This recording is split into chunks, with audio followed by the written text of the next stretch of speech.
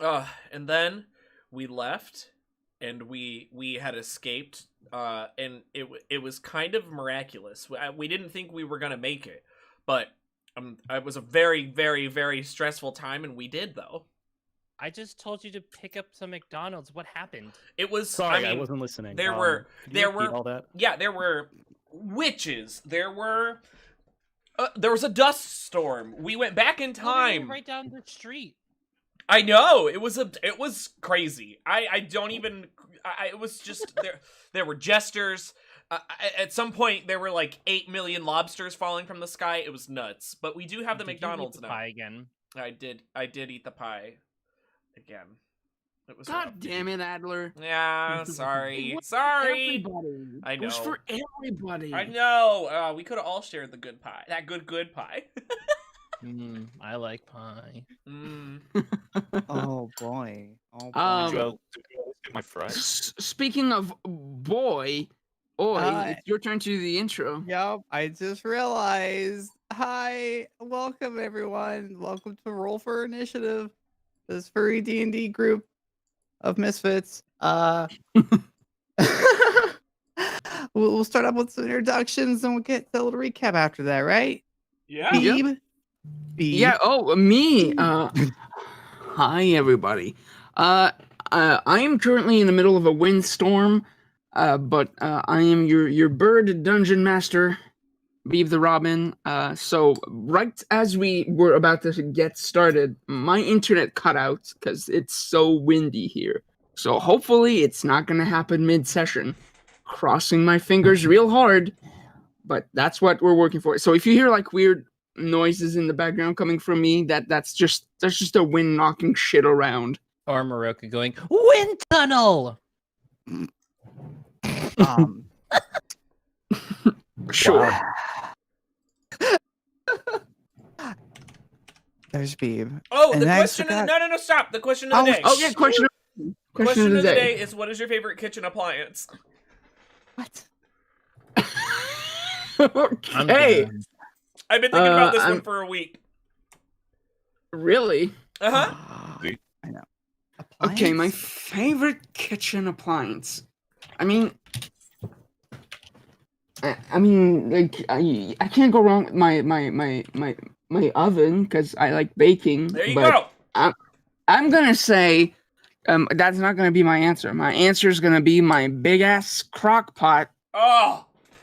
Cause I love making chili and that shit, and Ah. like just put the ingredients at the start of the day, and then I come home at the end of my workday, and boom, dinner's ready, and it's tasty. And you don't got nothing to, you don't got to do anything other than make sure it doesn't catch on fire. Exactly. Beautiful. That's my answer. And next we got the rough and tough barbarian Dokar. Hi, I love air fryers. It's my favorite kitchen appliance. You're robotic, by the way. You're being a robot. 5 seconds. And he's gone. Boy. I'm back. Hi, hello. Am I still a robot? No. Oh my No. god, you're not. Oh, that makes no freaking sense. I love air fryers. Air fryers. Heck, They're so good. You put them in the thing, they fry them. You can basically make anything in there.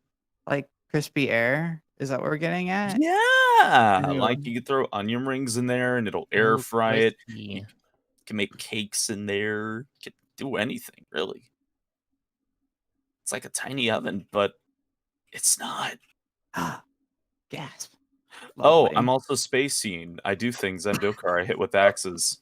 Oh yeah. Yeah. No, we're talking about air fryers here. Okay. Listen, But I that's a rage and bonus. I hit things. I just really like air fryers. Boy. And next we got up our punchy boy. We got Driss, Beta. Hello, I'm Beta. I'm the punchy boy, and I punch things. I've punched a lot of things. Probably some things I just shouldn't punch at all. But you know what? You never know. You shouldn't punch things until after you punch them. So that is my role in this group, and I've actually kind of enjoyed that a lot. But anyways, I'm Beta. I do the stuff as the Aasimar monk, flowing hair. Not flowing hair now. I exist in increments as always, and my favorite kitchen appliance, I'm changing it up a little bit. Oh.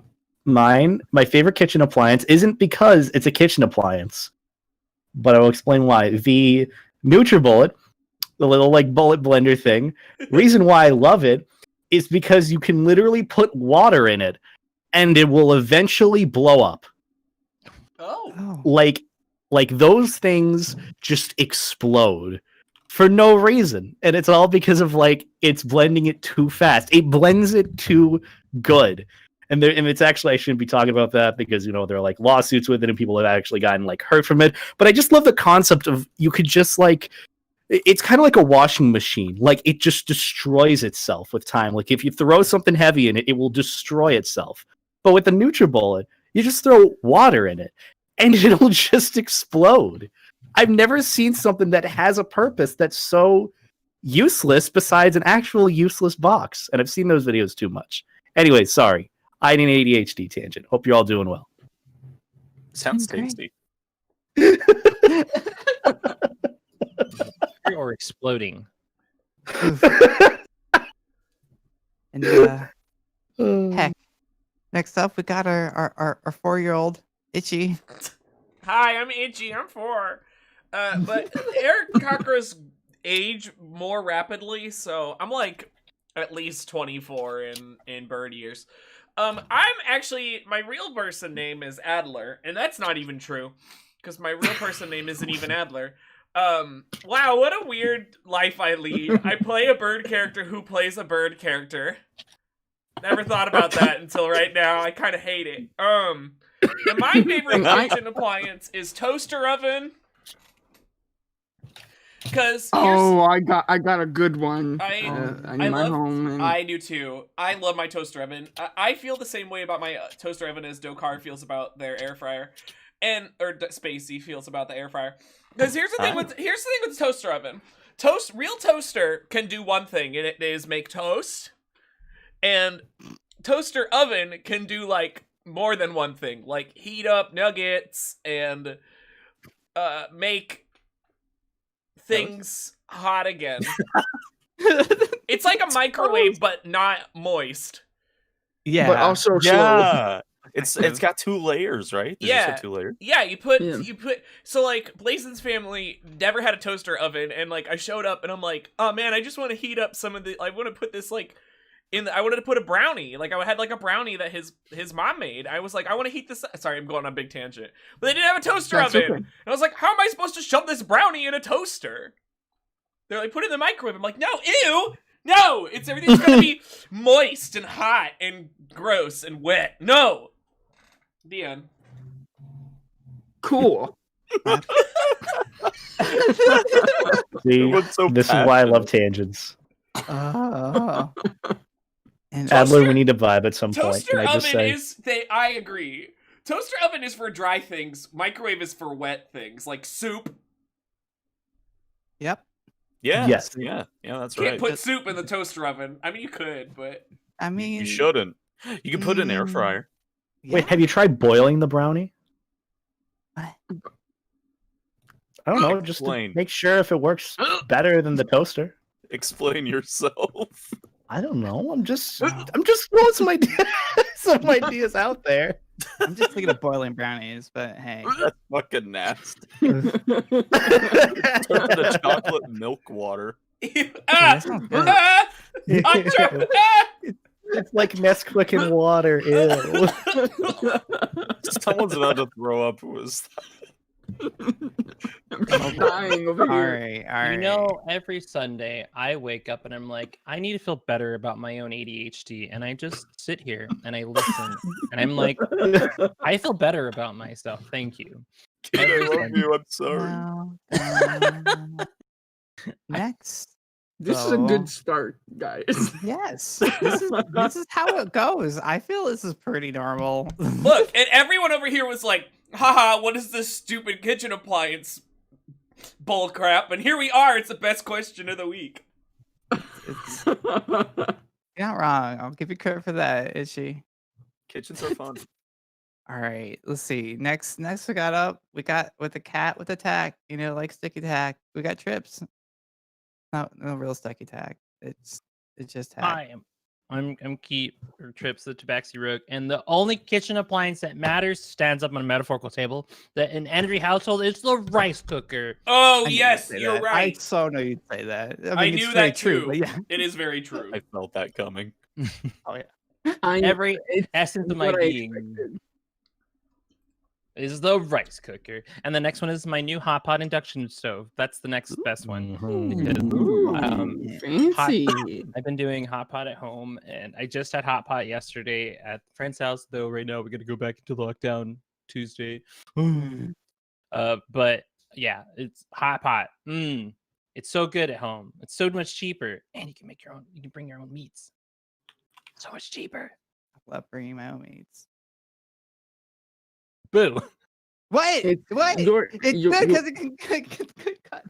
Okay. Hi. I'm Oi. I'm back here with Oi. Your cobalt artificer.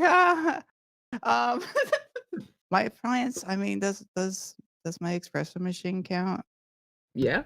I love Only my if you say machine. espresso correctly. Espresso, my espresso. I'm Espresso. espressoing myself.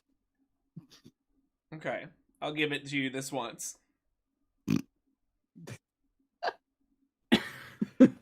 I need everyone listening to both streams right now. The word espresso doesn't have an X in it. I worked at What is- Starbucks, which also doesn't have an X in it. Gulags. Adler, as an Italian, you are my hero right now. You're welcome. It's just Very important. Nothing is worse than somebody coming into the store and going, "Oh, what exactly is espresso?" Oh, it's real fast. It makes you go. Woo, woo. That's like that. Gary, I love you. Espresso. Love you too. I'm sorry. Oh, I killed the energy and I ruined everything. It was a sudden tangent. All right, babe. It's Take it going away. great. Oh, it's my turn. So sorry if I talk a bit weird today. I was mentioning this to Keith before we started. I have a bad canker on the side of my tongue, and it hurts when I talk. So I'm gonna do my best to not sound weird while I do this. No. I'm sorry. That's okay. Okay, yeah. For a second, I was looking at Roll20 and thought that someone was missing, but we're all here. So, last week, the crew did their true arrival into the city of Vallaki. Found that the place seems already much better than the village of Barovia. One, the town is fortified, and two, there's actually people walking around and living seemingly normal life, despite the fact that they are still depressed looking just from being in Barovia. They went to the Blue Water Inn looking for a place to stay and met with the Martikov family who welcomed them with open arms. They talked with them quite a bit, found that this town is not too happy due to the fact that the Baron that runs the town keeps doing festival after festival after festival. Everyone in town being extremely disgusted at the fact that the Baron's last festival was called the Wolf's Head Jamboree. Everyone was extremely displeased by that one, and God knows what the next one was going to be. Was going to be. They convinced the Martikov family to take in Arena as kind of a semi-permanent guest.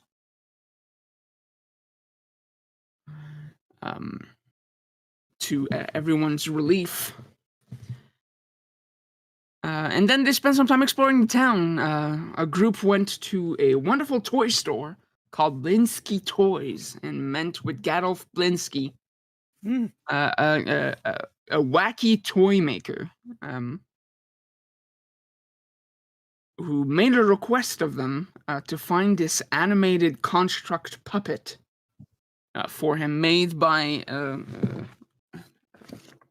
I forget.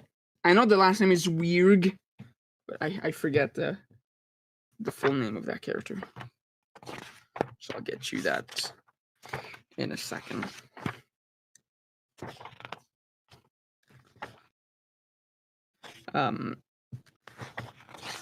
Where's Blinsky? There we go. Oh boy. Hey, my cats. Stop fighting. Come here. Oh boy. Grumpy lady. Sorry, my cats are fighting. It's okay. Okay. Yeah, it was Fritz von Weirg.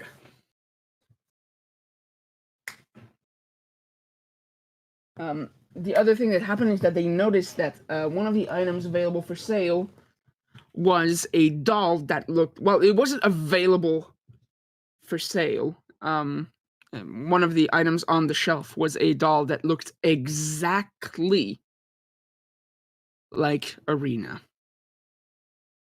They interrogated him about it and found out that the Baron's enforcer, a man by the name of Izek Strozny, has been coming every week, forcing Blinsky to make doll after doll, because they're never quite right up until he's satisfied with them with his description.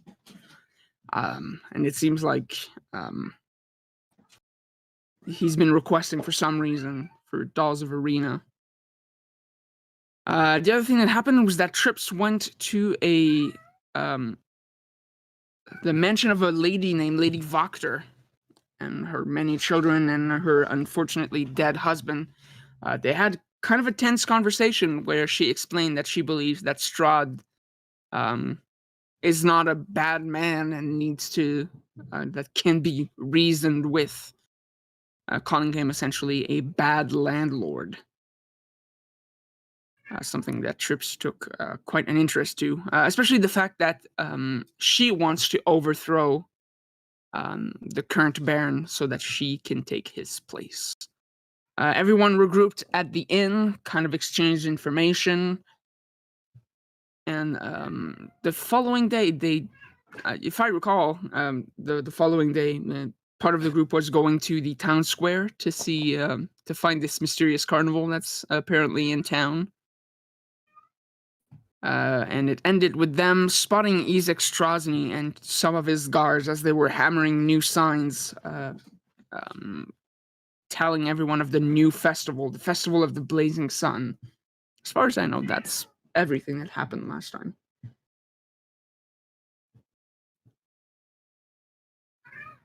Oh my god, Rocket! Come here.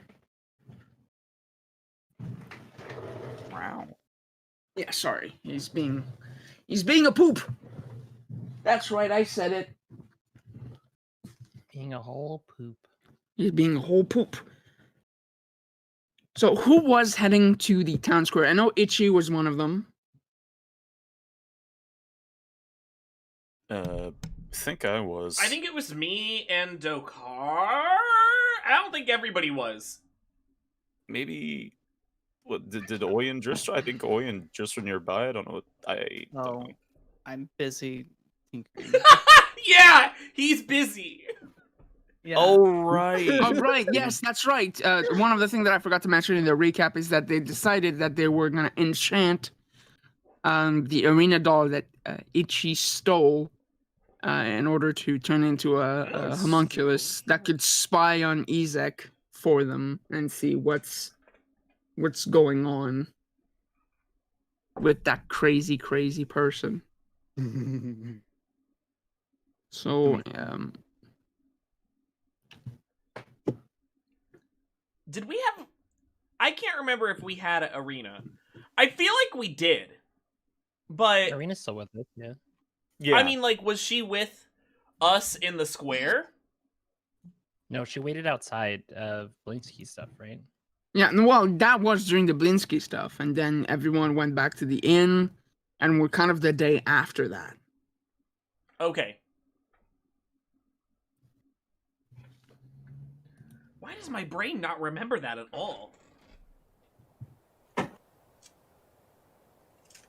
I even rewatched the ending of last week's episode before we started, but for some reason that part, like I scrubbing through it, I didn't find the part that said who was where by the time we ended. Right. So it's a little bit confusing. So yeah, I think it was Dokar and Ichi in the town square. I don't know if anyone else was with them.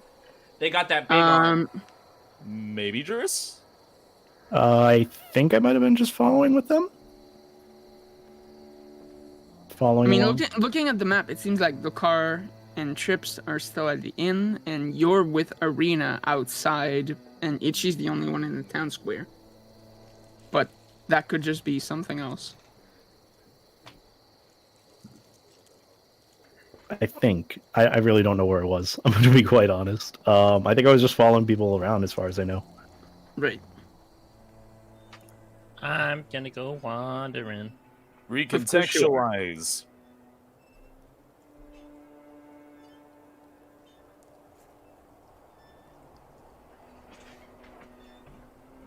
Okay, so, Trips is wandering around. Driss, I guess, is walking around with Arena, while Oi is making the homunculus out of the Arena doll, who was very uncomfortable to the idea, but she understands.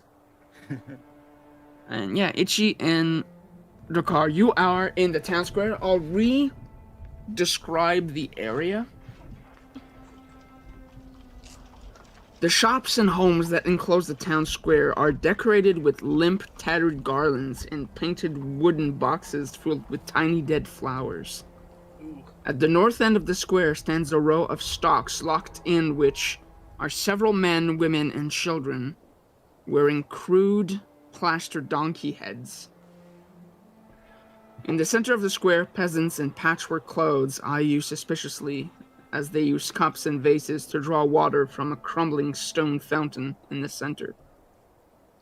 Standing tall at the center of the fountain is a gray statue of an impressive man facing west. All around the square are posted proclamations that said, "Come one, come all, to the greatest celebration of the year, the Wolf's Head Jamboree. Attendants and children required.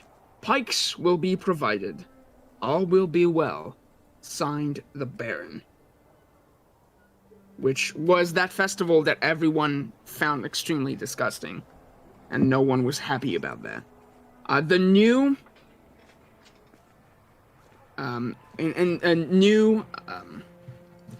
Some of the guards are now posting new declarations that says, "Come one, come all, to the greatest celebration of the year, the festival of the blazing sun. Attendants and children required, rain or shine, all will be well. Signed, the Baron." And kind of overlooking the guards who are making these posters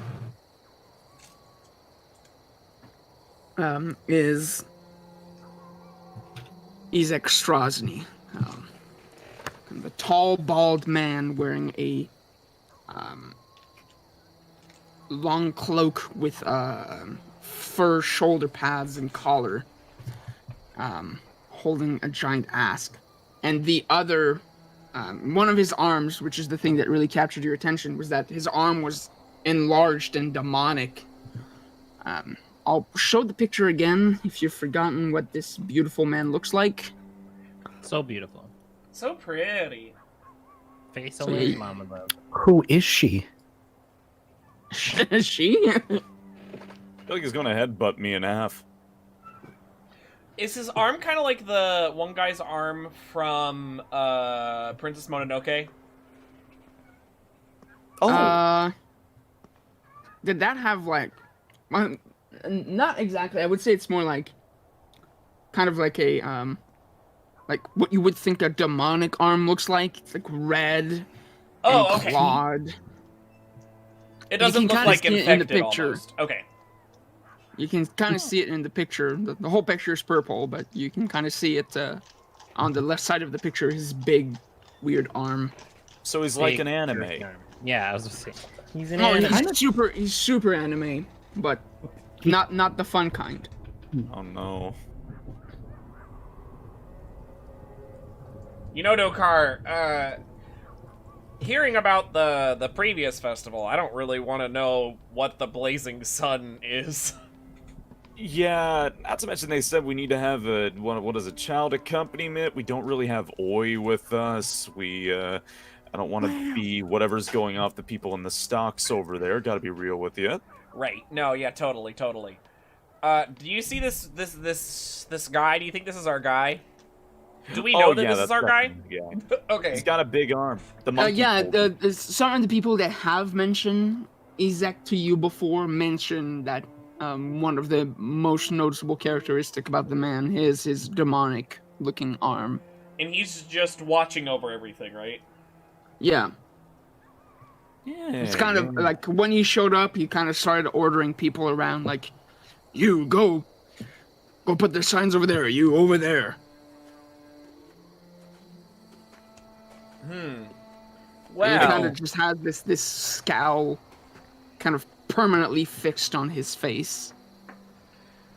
would you be interested in talking to him, Dokar, or do we want to leave him alone? I kind of want to know what this festival's going to be about that's happening soon. I want to know what I kind of want to know what the festival is going to be about, but at the same time, the monkey in the pink tutu seemed rather scared of the guy, and I got to be honest, I don't get that opportunity very often. I kind of want to trust the monkey in the pink tutu. I feel a little nervous about the rest of us. Yeah, I would. Yeah, I could see. Yeah. And for all we know, the guy could actually be like a dragon or something. The last time anybody had like any resemblance of like creepy whatever it was, he turned into a giant gold thing. Yeah. Okay. I agree. Do we want to head a different direction? You! Isaac points at you with his big arm. Huh? You're new in town, aren't you? Hi. Yes. Don't think I've seen you here before. Yeah. No. Yeah. We took a itchy, yeah. Yeah. We took a wrong turn back in Albuquerque, I think, and now we're here. And we don't exactly know how we got here, but yep, here we are. We're new. Here we are. It's a bit of a mistake, you know. Yeah, just bumped in. Uh-oh. He walks up to you, and if it wasn't that he is almost as tall as Dokar, he would be towering over you two. He's definitely towering over you, Itchy. But he's kind of face to face with you, Dokar, which is kind of impressive for a human.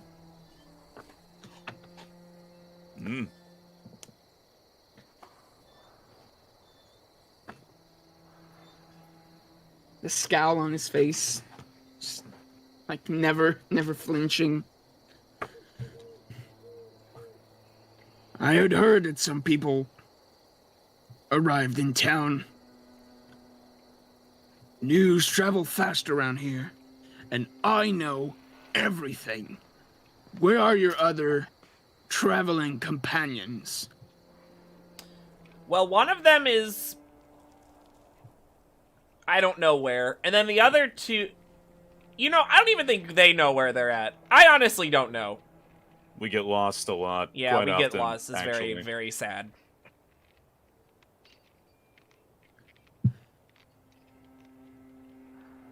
So there's 4 more of you?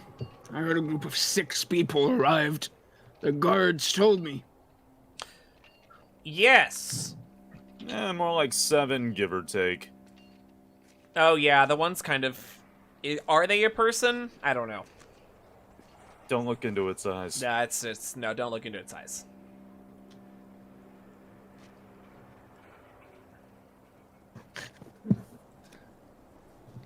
Well, you better not cause any trouble. Especially not during the festival. Oh yeah, what I saw a blazing sun. That sounds what's the what's it about? It's the Haps? It's gonna be in 3 days. Okay. As far as what's gonna happen, that's That's Baron Velakovich's knowledge, not mine. Ah, okay. Just make sure everything runs smoothly. Ah, yep. Smoothly. No worries. No, yeah, That's why I came to you. Outsiders usually cause trouble. Trouble? That No, like what kind of trouble? What does that even? What does trouble even mean? Wow, It's that common problem. yeah, we're on our way out of town here eventually soon, so it really shouldn't be that big of an issue. We're not going to be around for all that much longer, but yeah. The end. He sniffs the air and scowls some more. All right. And he walks away. So, recuperate. Okay. Yeah. Yeah, okay, yeah, he didn't tell us anything about the gold and Nah, whatever. we didn't get any information out of him from that. So if the people don't know what it's about, is this going to be like just one giant, like, I don't know, I'm a little intimidated by the giant heads on the walls. I hope they don't, hunt down people. Yeah, that would not be necessarily ideal. Let's take the advice from the monkey with the pink tutu and skiddly scat the doodly dat our way right out of here. Skiddly dat, let's find that cat. Yeah, we probably should find the cat. Dang it. Trips.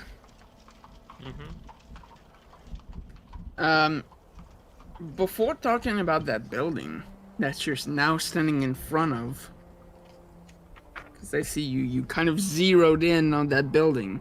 You had to pass through the Arisek stockyard to get here. Where's that? That's just a big open space, like here. Oh, yep.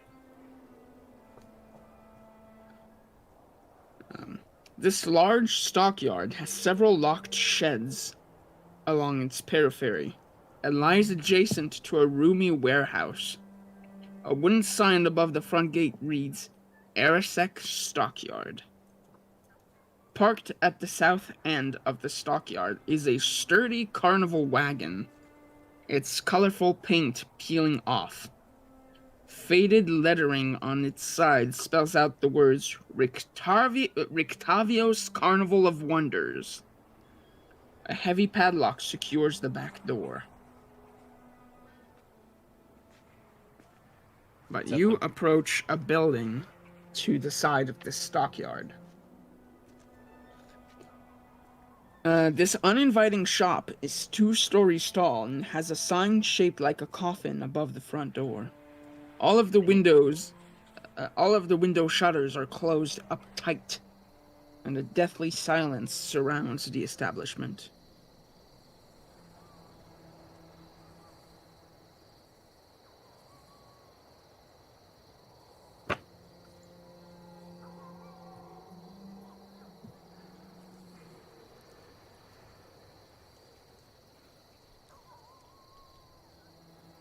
Trips? I knock on the door.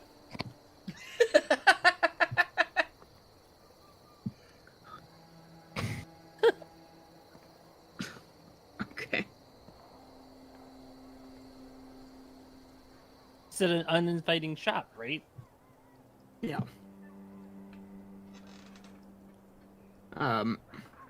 You hear a voice from inside that shouts, "We're closed! Go away!" There's some desperation in your voice. Are you okay? Go away! Leave me alone! And if I don't? My shop is closed! That would be breaking and entering! Please go away! But what if I want to give you money? For what is the thing that you sell? This is a coffin shop! Oh. I'm a coffin maker! Oh. Why are you closed? away. I would assume people are dying like all the time. I'm close today. Go away. When are you open again? You're just not exactly a sign out here. It's very unwelcoming. You should liven up the place. I make coffins. So do you open when people die? Still not getting a term of when you're Just leave operating. me alone. Go away. My operations are none of your business. But what if I killed someone?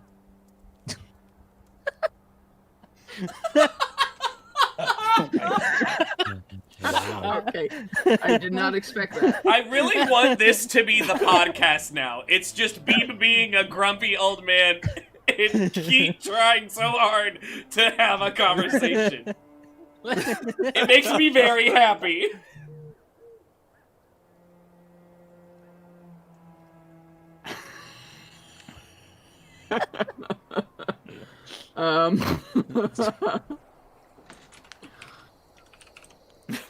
There's a silence for like what feels like way too long, and then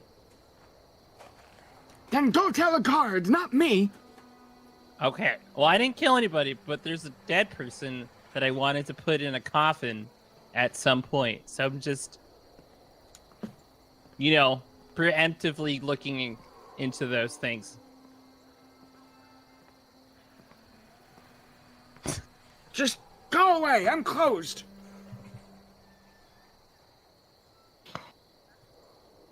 I look at the door and then I turn back and I half under my breath say, "This place is a coffin, pretty dead."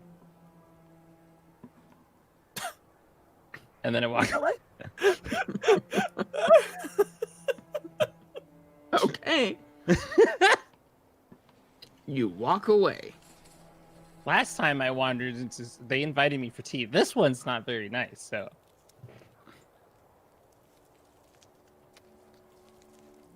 Driss, Yes. what do you do with your time?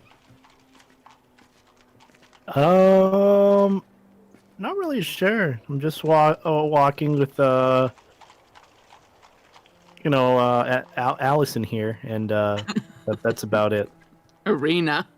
Arena. Yeah, I knew that. I said that. Mhm. Mhm. Okay. Forgetting names is a Tripp's thing. Is this now everybody's thing? Literally, Itchy always introduces himself and says, "I'm not very good with names." But Itchy is the only one who has ever remembered her name. Yeah. It's like, What a character arc!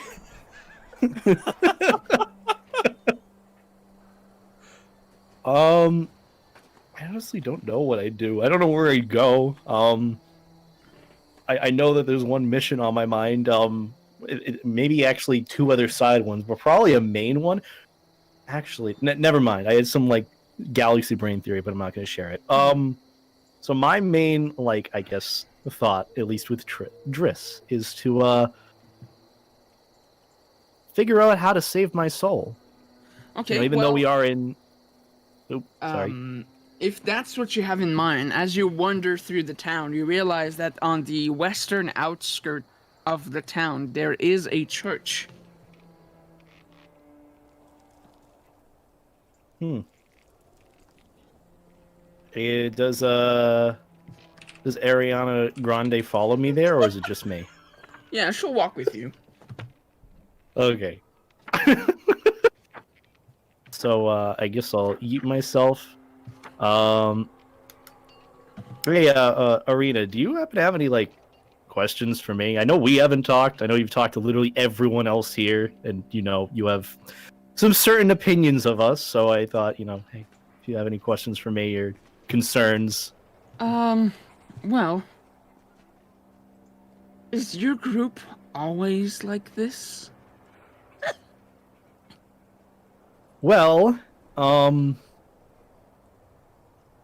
be honest.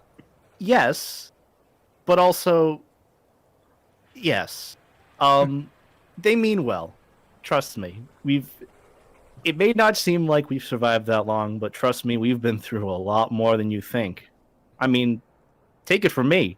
I don't even have my soul right now, and I'm still here. Wait, what? Don't worry about it. It's a later story. She kind of like eyes you like closer. And she's like, "You don't look like one of the soulless ones." Soulless ones? Are they local here? Well, it's kind of a legend, I guess, or just a way to explain what's happening here in Barovia. This land is cut off from the rest of is completely cut off from whatever is outside. So the souls that inhabit this land are just come back over and over. And if there are more born than souls available in our land, it leaves some people just empty and soulless. The barman in the Blood on the Vine Tavern back in my town, we think he might be one of them. If you recall, back when you were in the town of Barovia, the barkeep was just kind of not there mentally. He was just like mindlessly cleaning glass over and over and over, like just doing the same task. And whenever you would talk to him, he would just repeat like what was on the menu and nothing else. Like he was just completely gone. Huh. I guess that makes sense knowing the area or wherever we are. I'm assuming it's a different dimension sort of thing. Either way, we can all be dead for all we know, but I wouldn't say I'm that sort of soulless. It's a different thing with selling my soul to a god, devil thing, and saving other souls. It's sort of a sacrifice thing. I don't know, but I'm still here, and I've got a year left to figure out just how to reverse this. So that's why we're at this church, sort of. I don't know if you followed me here, but hey, we're here. Kind of need to step in. If you want to follow me, feel free. Yeah, sure. Okay. This slouching, centuries-old stone church has a bulging steeple in the back, and walls lined with cracked, stained glass windows depicting pious saints. A fence of wrought iron encloses a garden of gravestones next to the church, and a thin mist creeps among the graves. Compared to the church in Barovia, which was like in a state of disrepair, this one is clearly like a lot more well tenured. It was tended to. It seems like, you know, because this is a more active town, this place is actually taken care of. You can kind of spot there's a guy in the graveyard digging a grave, and you can hear voices coming from inside the church. Huh. Well, and yeah, when you entered, you enter in the middle of a service. There's about like 24 people sitting, watching a sermon from a man who's at the altar giving a prayer to the morning Lord.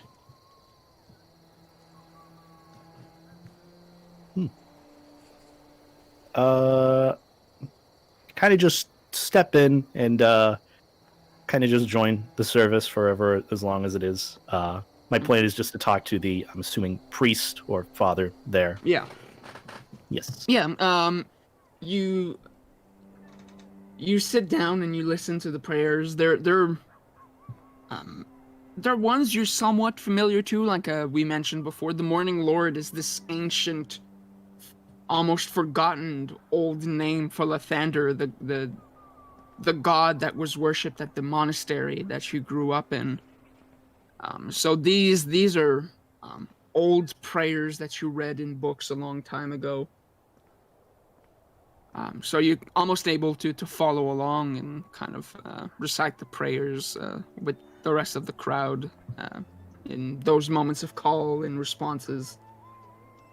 And maybe like 20 minutes or so later, the service finishes and some of the people get up and start walking out.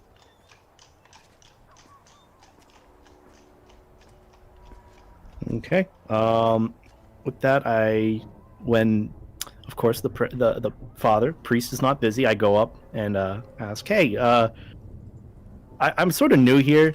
Mind if I like speak with you about something? I had some questions about some stuff spiritually." Why? Of course. You must be new in town. I'm Father Petrovich. Father Petrovich, nice to meet you. I'm Driss. I'm with another group that kind of just came to Barovia. In fact, not really. We came here, it just kind of found us more so. But besides whatever's like going on here, I just had some questions about something that's kind of been sort of going on with me. I've had a bit of some personal internal struggles, visions per se, and I've talked with a separate priest at another Church of Lathander, and he had some insight a little bit as to what might be wrong with me. And since then, there's been a lot more forthcomings, and I was wondering if you might be able to help me interpret them, if you might know anything. Of course. It'll be my pleasure to help you.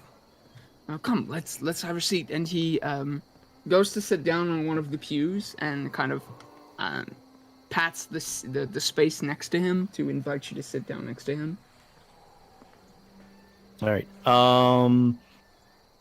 So I guess at this point, instead of telling like the rest of the story, I just kind of go through. I pull out my journal that I've been taking a sort of notes of my visions and experiences in my dreams, more so, and I explain everything that happened with my past meeting with another priest of Lathander, and just what's been going on with both my powers a bit, with the darkness and the light, with my past monastery sort of fearing me in a sense, and mentioning everything about how a figure in my visions has told me that my friends and others will fear me. And I just sort of get everything that's been bothering me. You get off everything my chest. out. Yep. You can tell that Father Petrovich is taking it all in, and moments that confuse him, because you're talking about, visions of cities with the sun that turns black, and stuff that is completely unfamiliar to him.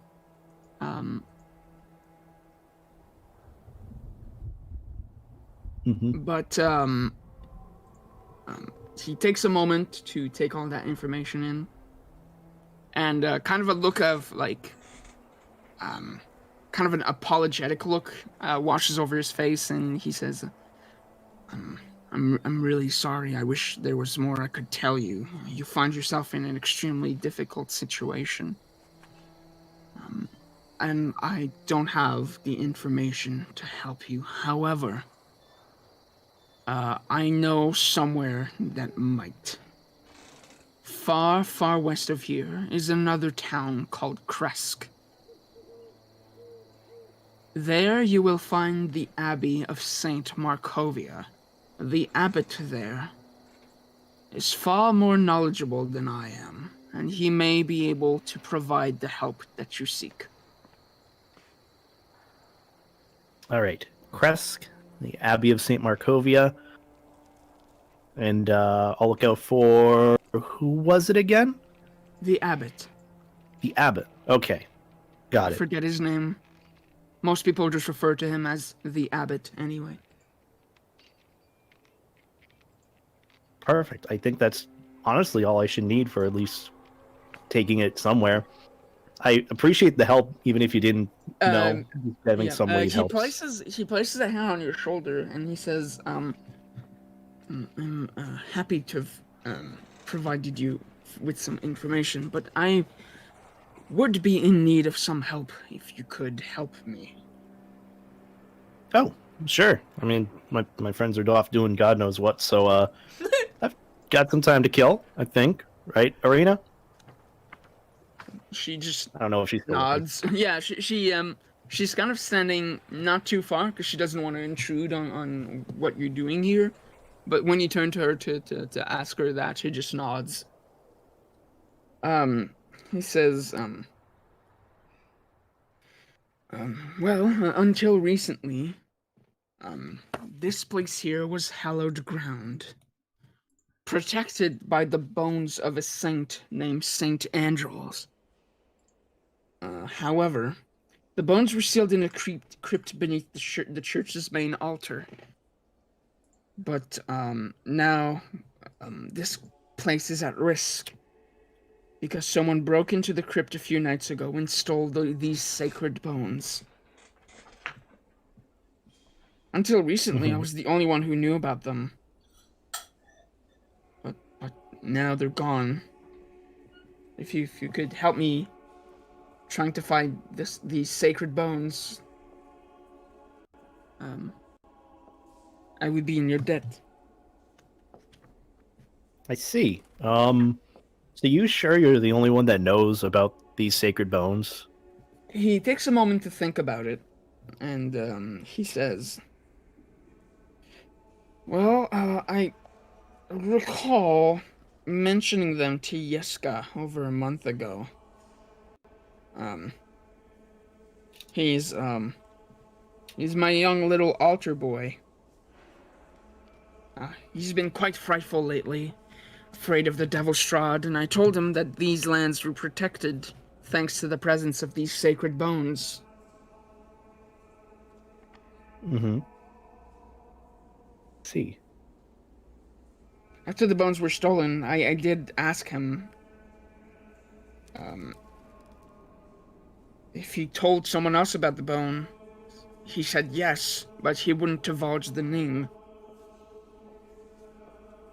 I see. So then he must know who must have, I guess, taken it. He nods. I guess, is there any way I could speak with him, or we could talk to him to get him to tell us? I'm assuming there should be something that we can do. Because looking around aimlessly isn't really gonna help us find these bones. He points to kind of the other side of the room where you can see that there is a young boy that's kind of going like from pew to pew, like wiping them with a rag, making sure that the place is clean. Well, he's right here if you want to try your hand at getting him to talk. Okay. I just quietly walk up to the boy. Was his name told yet? Or Yeska. Yeska. Okay. Yes and then Ka. Got it. All right. I approach the boy with a calm and just curious, more so demeanor than anything. Hello. You must be Yeska, correct? He turns around when you approach him, and he says, yes, sir. That's me. Hi. My name is Driss. I'm sort of new here to this whole Barovia thing, but I was wondering if I could just talk with you for a moment about something rather important. Okay. All right. So I was just talking with the father just now about you guys have some sacred bones around here, correct? They keep away the devil. He tenses up as soon as you mention the bones. Ah, great. It's okay. Look, I'm here as a friend. I'm not here to hurt you or anyone else here. I just want to help. That is all. Should I do a roll for something? Persuasion roll? Or is that like unneeded for, Not. a child? I don't think you need to do a roll right now. You're not really trying to persuade him. Yeah, not I yet. mean, Not yet. Not yet, at least. Until you say something that requires him to be persuaded, you don't need to ask about Yeah. persuasion roll. Not yet. okay. So yeah, not gonna hurt you. I just want to help.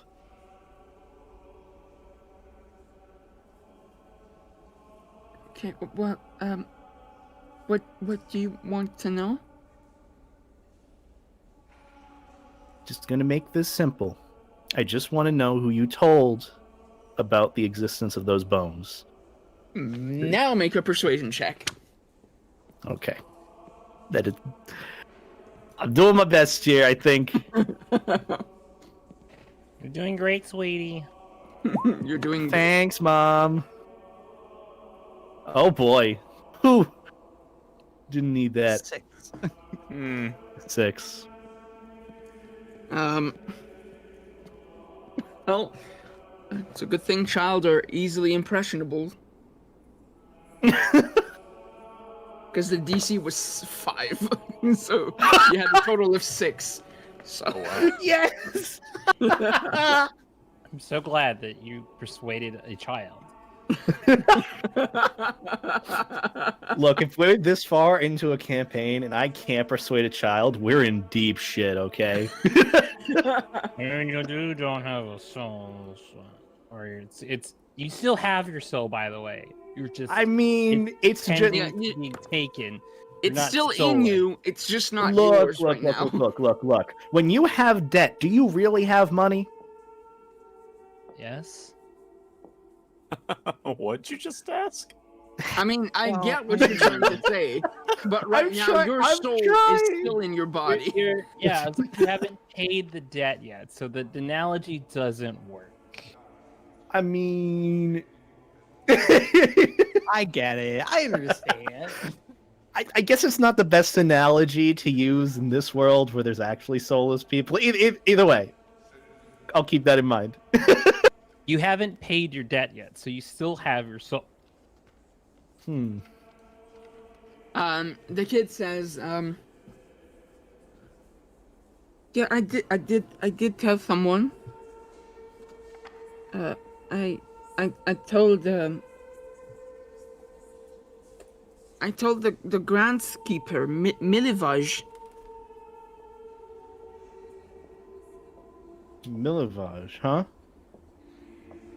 Yeah, he's probably digging a grave in the graveyard right now. Huh. Does he go or do anything else here? Does he go anywhere else here besides, grave digging, grave keeping? I don't know what he does outside of I don't know what he does outside of his work here. Okay. So I'm assuming I should go and talk to him now. Dude, this is like Fallout 3 all over again. God damn. But okay. Yeska, it was a pleasure talking to you. Promise you you're not getting in trouble, nothing's happening. Okay. As long as I'm here, we're all gonna be fine. Thank I you. wish I was there to bust and be like, "You're in so much trouble, young man." Just like for timing. But I'm not. But that's the perfect time I would do something like that. Thank I can just you, Mr. imagine Drist. you. You're welcome. I could just imagine Trips just like after I say like you're not in trouble, just like hear the pitter patter of footsteps. Like get closer and then the door opens like you're in big trouble, mister. Pretty much. I would totally do that if I was in the area. 100%. Okay. Step like 2 of like 34 on this quest complete. Now on to talk to the Milivaj Gransky. I think I got that name right. It's Milivaj the groundskeeper. Oh, I heard Gransky, and I'm like, is that a name? Milivoj the groundskeeper. Okay, got it. Thank you. All right, on to the groundskeeper. Okay, you know what? That's his full name now, Milivoj Gransky. I love that name. Canon, written in the lore. You step outside the church and you do see a figure, the figure that you spotted when you first arrived, still kind of going at his job of digging a grave. Oh God, fuck. Stop right there, criminal scum. Stop right there, criminal scum. Your stolen goods are now forfeit. Surrender now. Okay. Then pay with your blood. Sorry. I had my to. God. I had to. I'm about to do something so out of character and so just like Oof. off-putting. A preemptive oof. I'm preemptively oofing. So, to clarify, Milivoj has his back to me, correct? He does not notice that I come out into the graveyard, correct? Are you asking? if No, he's helping? listen, it's not anything bad. I'm not going to do anything to him. I'm just doing saying, something that's... Are you asking? Because then he would probably have to make him roll some sort of perception. I'm asking, yes. Okay. Yes. Well, he's not just facing in one direction. He's kind of standing, like, as you're approaching in his direction, he's kind of standing to the side and kind of doing a motion of digging, then throwing to the side. So, like, his vision is kind of panning back and forth as he's digging. So he's not just looking in one direction. Okay. I love that, man. Okay. So I'll just do it simply. I was going to do something stupid, or if he had his back to me and didn't notice, I was just going to come up, do like some sort of like whistling thing, like put my arm on his shoulder and be like, so how'd he go? No, unfortunately, he does spot you just because of... I told you it was good! Why do you But, keep trying to do it to him? I'm not wearing the outfit, but I will always try to do it to him. Yeah, you approach him, and when he spots you, he stops digging. And as you get closer, and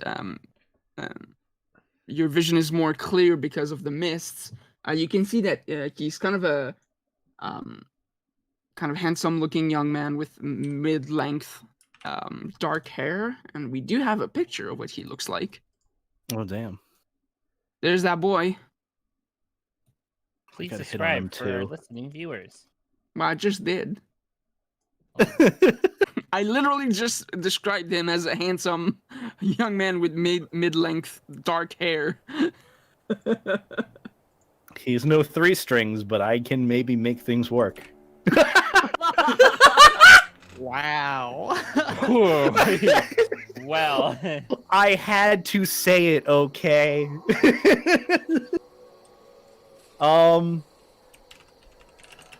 So His minus Mark's gonna be jealous. So I just keep things simple. I go up to him. I'm like, "Hello, sir. How are you doing?" And just the regular small talk shit. And then I'll get to the point of like, "Hey, mind if I speak with you for a bit?" Yeah. What do you need? All right. So I'm just kind of gonna get to the point with this. I sort of have like a weird side mission from the father of this church.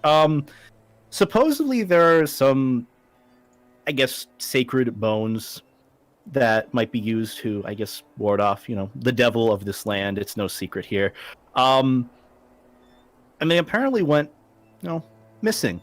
Would you happen to know anything about them? I don't know what you're talking about, man. Can I do an insight check? Oh, 100%. Roll this. Wow. Okay. 1 up. 7. Wow. okay. This is Okay, not well, my it's day. against his deception, so hold on. Deception. Well, he rolled a 2, so you can tell he's telling a lie. He's lying. Why the fuck you lying? It's really great. I didn't expect any of this to work, but it's working. D&D, baby.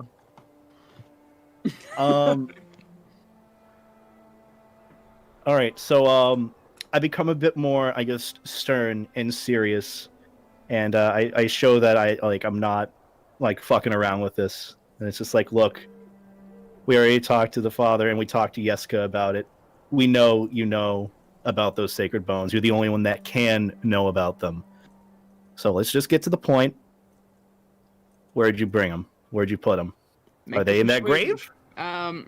Make a persuasion check. Unless you're going for a more intimidating tone, then that would be intimidation. I mean, either or. I'll just do a persuasion check. Driss does not seem, Nice. 20. That's a dirty 20.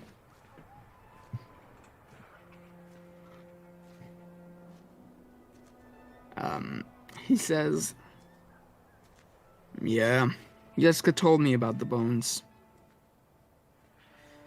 and I passed the information to Henrik, the coffin maker."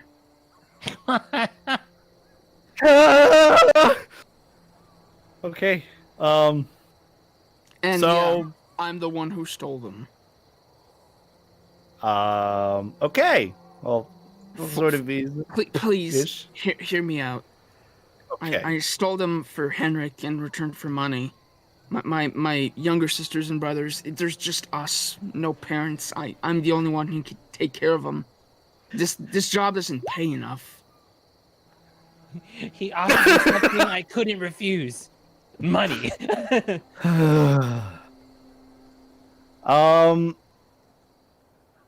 Okay, so I guess my quest now is to continue with persuading people. Okay. Well, thank you for being honest with me about it. So please don't tell anyone about my involvement. Henrik has the bones. But please, my brothers and sisters can't survive without me around. Okay. Is this where Trips comes in and just goes, "You're in big trouble, mister."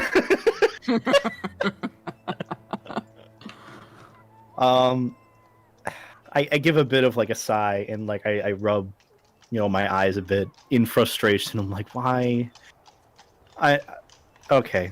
I understand things are rough here. I'm from, the outside world, outside of Barovia, so I know going into this, shit's tough. I'm sorry. Just thank you for being honest with me. If you want to come and help me out, I'm going to talk with Henrik because it's the only, those bones are the only way, I'm guessing at this point, keeping the devil from here, not these dumb events. So, you're welcome to join me, but, just for now, take this for your sister. And I hand him my 69 gold pieces. Whoa. It's a lot. Nice. Look, nice, I have nice, no nice. use for them. 69. That's all I actually had on me, 69. And this is why He is gonna be able to buy so many nights at the hotel.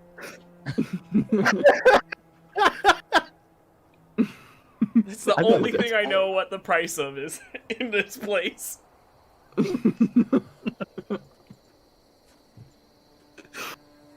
So I just hand him the 69 golds and a little pouch, or I guess coin case thing. I don't know what I have. I just give them to him. Yeah, a little like gold satchel or something. Yeah, and I just kind of pat his hand as I put him in it, and then I just kind of turn and walk away. And I kind of just give him the choice of whether he wants to help out with this or not. He's kind of just standing there stunned, like not doing anything as you're walking away. Kind of speechless. it's like someone. Like he's coming up to you he's with a never hunting seen. buck. Yeah, he's never seen this much money. I have no use for it. Sure, he doesn't need to buy weapons. He doesn't need to buy armor. He doesn't. That's what we have trips for. I'm out in the courtyard, and I have this insane urge, and I'm like crumble to the ground. I'm like, so much pain right now. Don't know what's going on. Trips is just like on the ground. In pain. Why is this happening? I feel like great disservice has been acted upon me.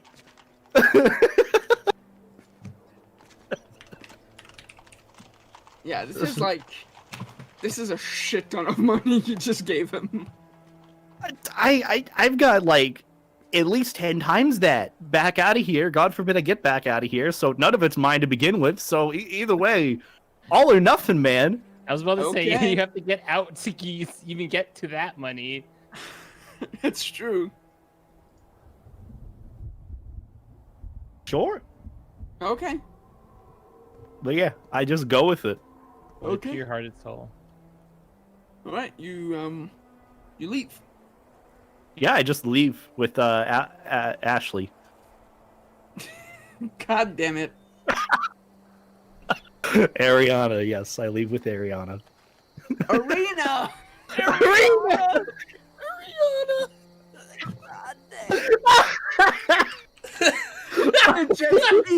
It just keeps getting worse.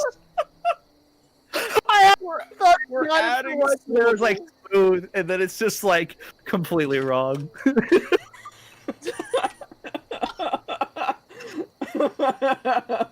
Oh, this has to be like the climax of my character arc right now. I'm just saying.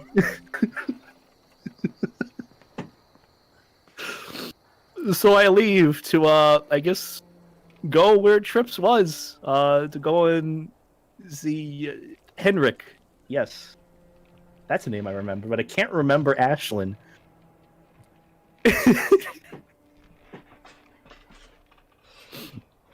Okay. This is So, you kind of all together as a group. Trips, were you going anywhere after the coffin maker shop? After you started leaving? I'm just still roaming around, and I go to this building. Oh, that's the warehouse. Where that carnival wagon is. Is there anyone around it? Doesn't seem to be. Hold on.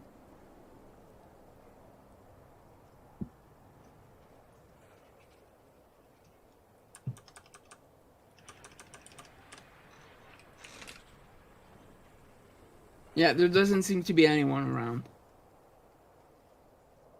I get bored, and then I meet up with the group. Okay. You kind of all reconvene at the inn again. Let me move you back to the inn.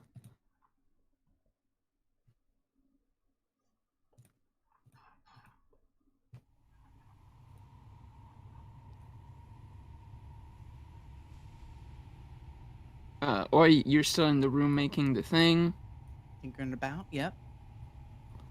and everyone else is in here. Also, where did I put Dokar? There's Hi. Dokar. There we are. I'm in the hallway. You're now in the tap room.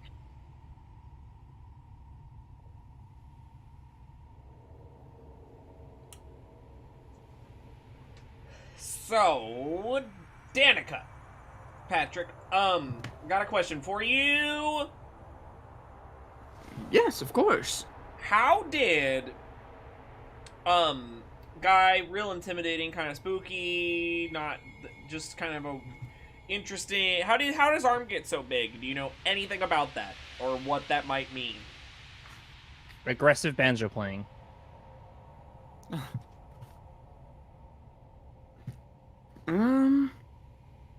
Let me get you that information.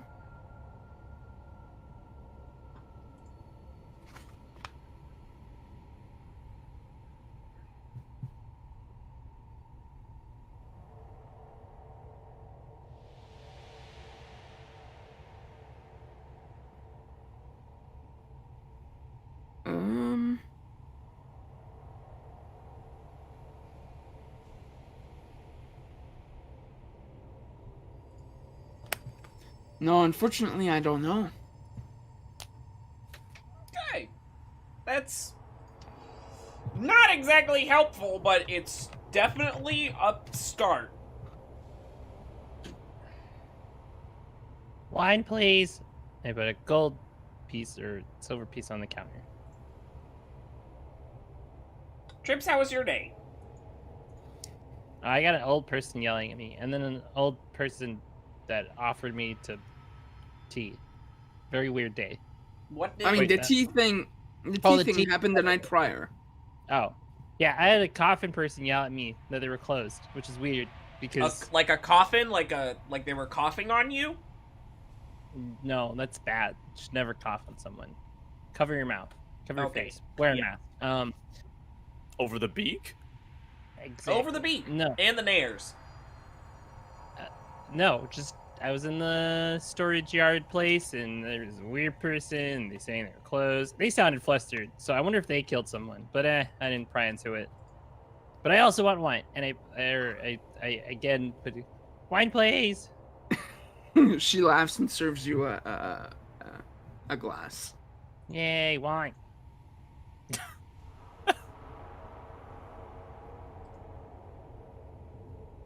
Alright, I'll let you talk amongst yourself to share all the info you all learned while I go and refill my drink.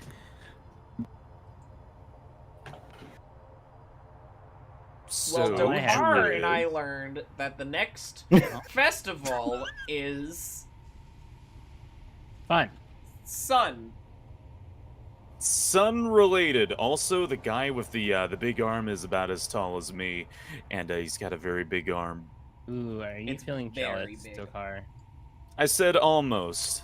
Oh. Sorry, you're gonna have to look forward to a half giant or something I can't wait for someone to match you. if you want the Panic. big chest. Dokar going against a big chest. And I continue to sip my wine. Huh.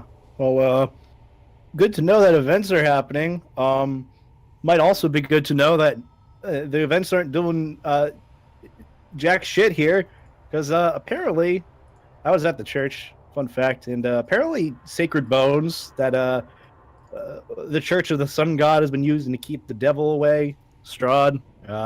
Those were stolen by a graveskeeper. So I had to talk to a child, and then I talked to the graveskeeper, and then that worked out. And he was kind of hot, but he wasn't like 3-strings hot. He had a bit of like a sourpuss attitude. So like, 3 strings I'm going to stick with. Either way, apparently this guy called Henrik might have the bones, so we got to go and pay him a little bit of a visit. What's he Also, do? I made a charitable donation. That's my Oh, job. You did what? Yeah, I made a charitable donation. I have no use for money right now. Look at me. How much money did you give away? 69 gold. I instantly grab you by the by the shoulder. You gave how much money away? I gave the rest that I had. The guy. Okay, granted, I would never pay off like 3 strings for whatever. But this guy, like him and his sister and his family, were like pretty much suffering, and like I don't see like punishing a guy Mhm. like that. He was just Mhm. trying, Mhm. And I just Yeah. gave him Mhm. like. Yeah, sure. So how are you gonna pay for food, living? Hmm. Hey, Mhm, Dokar, could I I owe No. you for anything? I mean, sure, so long as you remove the cap that's reaching across from me and strangling you.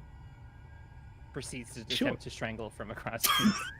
Danica interjects and says, well, and as long as you guys are in Velaki, you have a place to stay, and Please do not baby him. I interject.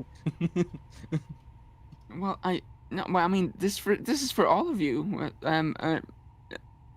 Erwin and I have talked about it. You guys stay here for free, and we'll feed you. As long as you're in Velaki, you'll have a place to stay. I guess you're living here forever, Driss.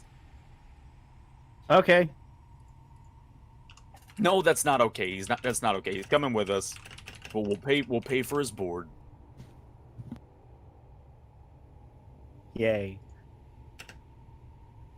You think Goy's done doing that thing upstairs? How long has he been at it? Has he...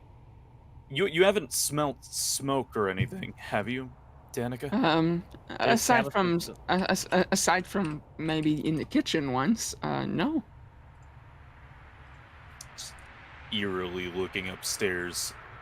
Just up like at the peering ceiling. through the beer boards.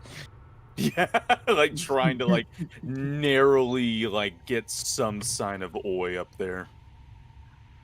Don't worry. If something goes wrong, we're all dead anyway. So, it's not use worrying about it. And then I continue to finish my wine. Another one. See, Trips gets it. That's why I just didn't have any use You for the don't money. talk. She refills Okay. your glass. So, Like- do you know anything about the sun festival? The sun. She cups her face in her hands and rubs her eyes. It's like, oh no, is that the name of the next festival? Yes. Okay, well, he hasn't done that one before, so the Lord knows what that's gonna be like. Let's just pull these out of his arse. Like, there's not like a mandated schedule for this or anything. He's just like, everybody, we're having a festival today. Today's theme is the sun. Yeah. Or even I mean, is the sun. we haven't. This land hasn't seen it in centuries, so I guess he thinks he can bring it back by, I don't know, doing a festival to it. Every week is different. Sometimes they're returning themes, sometimes it's not. It's been doing it every week for a long time now.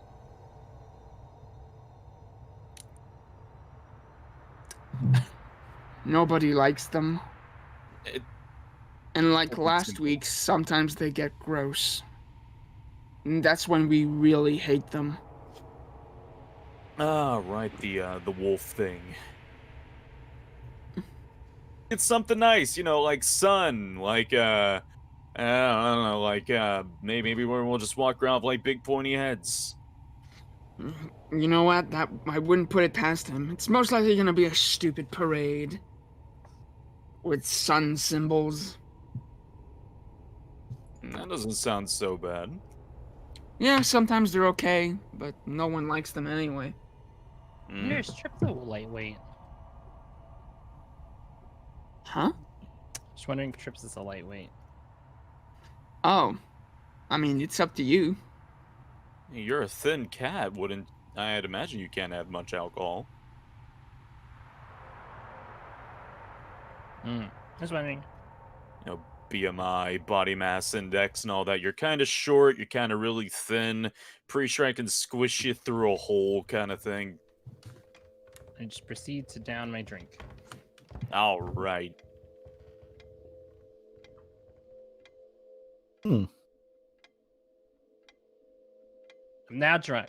I'm just gonna say it. Drunk.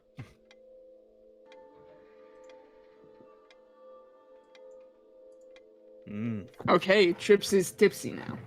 Yay! And What do we y'all are think we should do?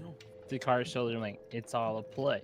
The festival, it has to do with the bones and the secretly doing a thing, a culty thing, and there's a bad thing that's gonna be afoot, and we're gonna stop it because we like getting into trouble. I guess we could stay around for the festival. But I want more wine, so I'm gonna go to the wine place because we got to do a job. I want to go The to wine. the Wizard of Wines also. I have to go to Henrik's. Does anyone want to join me with that? Yeah, I don't Who's mind joining Henrik? with you. Should we check on Oi? I was about to say, Driss and I can check on Oi before we leave, unless you want to take him to the winery, maybe have a little bit of an extra hand with the drunk here. I'm not drunk. You're drunk. I squish his face. I squish that cat. Both hands, either side of the head. I'm an undead slime, and I make sounds as you squish me.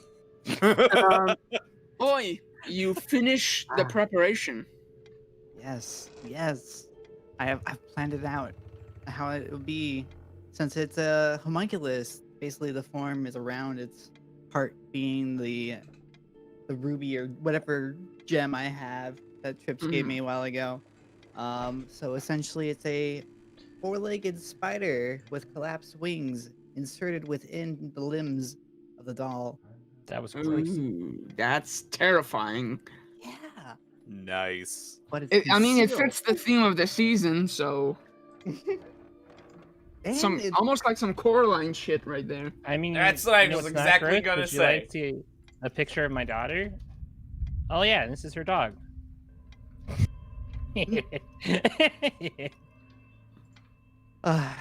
Making up a song about Coraline. Sorry. She's doll. She's I don't need to watch that again. She's as cute as a button in the eyes of everyone who ever ate their eyes on Coraline. Damn. God, I want to see it. It's so good. Spacey, watch it. I will. I swear. Bring back your Discord movie nights and watch that. Oh, you're right. I'll do it tomorrow. Yes, I'll join. Even though I seen it in Adler's Discord like 3 weeks ago. It's very good. It's so good.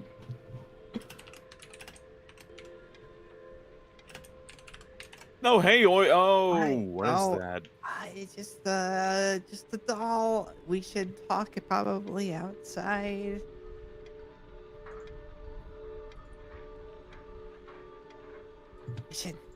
We should Yeah, reconvene. outside. Got it.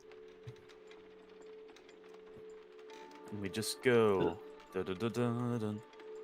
I Yeet. don't want Oh, right. people overhearing. I dragged yeah. the cat. Yeah, get that cat. So Get that cat. I take it we're going to be gone a couple days. So I'm going to tell it to essentially fly away and get away from wherever it is within 2 days to some location. I don't want it coming back here to put in danger of anyone at the tavern. So we're going to need to find a different rendezvous point for it. If 2 days pass and nothing has occurred, that is. What If about it's that found at creepy the run- windmill? That sounds like a terrible idea with the hags. Unless you want to fight the hags for that, but I don't know that unless they're involved. I mean, we want maybe, but somewhere probably just on the outskirts of town would be good. And somewhere hidden.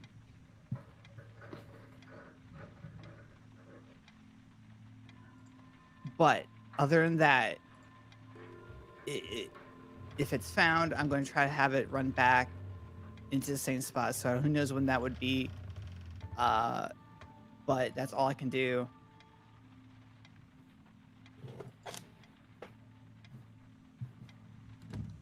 But since we're going to go to the winery, right? So that's going to take a couple days. So yeah, 2 days should be enough time for it to do its thing. It should be taken, and whatever they plan, hopefully is enough time for that. How are you gonna get the doll to? Okay, then before we move on to whatever the group is gonna do, I have 2 questions. One, how are you gonna get the doll to Ezek, and what are you gonna do with Arena? First, we need to sneak the doll back into Blinsky's shop. We got a drunk cat, but we can have an invisible bird. I mean, I think that works for me. Yeah, so we'll have to distract Blinsky again and get that doll placed back. Might be a little freak out. Maybe like putting our doll or whatever in front of it a little bit, so it seems like, oh, it was just a little out of sight in case he's freaking out that it's gone, and it's like, oh no, it's right there. Or we could be like that. Oh no, it's right. Whatever. We'll see. We'll figure that out. Man. I can always go in and buy something. Right? Right? Yeah. Arena. What to do with Arena? You want to tag along? To the Wizard of Sounds Wines like- or to the Blinsky shop? It's the Wizards of Wine. I think Arena should come with us. Yeah. She nods and says, Yeah, I'm not really comfortable staying in the town where someone is obsessed with dolls that look like me. Plus the whole holy bone situation. Yeah, Oh, it's yes. probably best So- if you come with us. To Blinsky. Ooh, I want to whisper something to Oi's ear, and I'm gonna message him that I'm whispering. For the sake of the narrative and for the podcast, can we know what that is? You will know. You will know. Okay.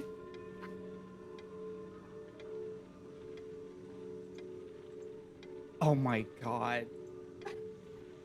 No, Dokar. It will not dab. Listen, Did you ask if the just doll on was gonna dab? deactivation. Is Just on that- deactivation. Did you just ask Oi if the doll was gonna dab? Only on deactivation. Listen. Oh, voice in the sky. Why are you looking into my interests? I have the most disappointed look on my face right now.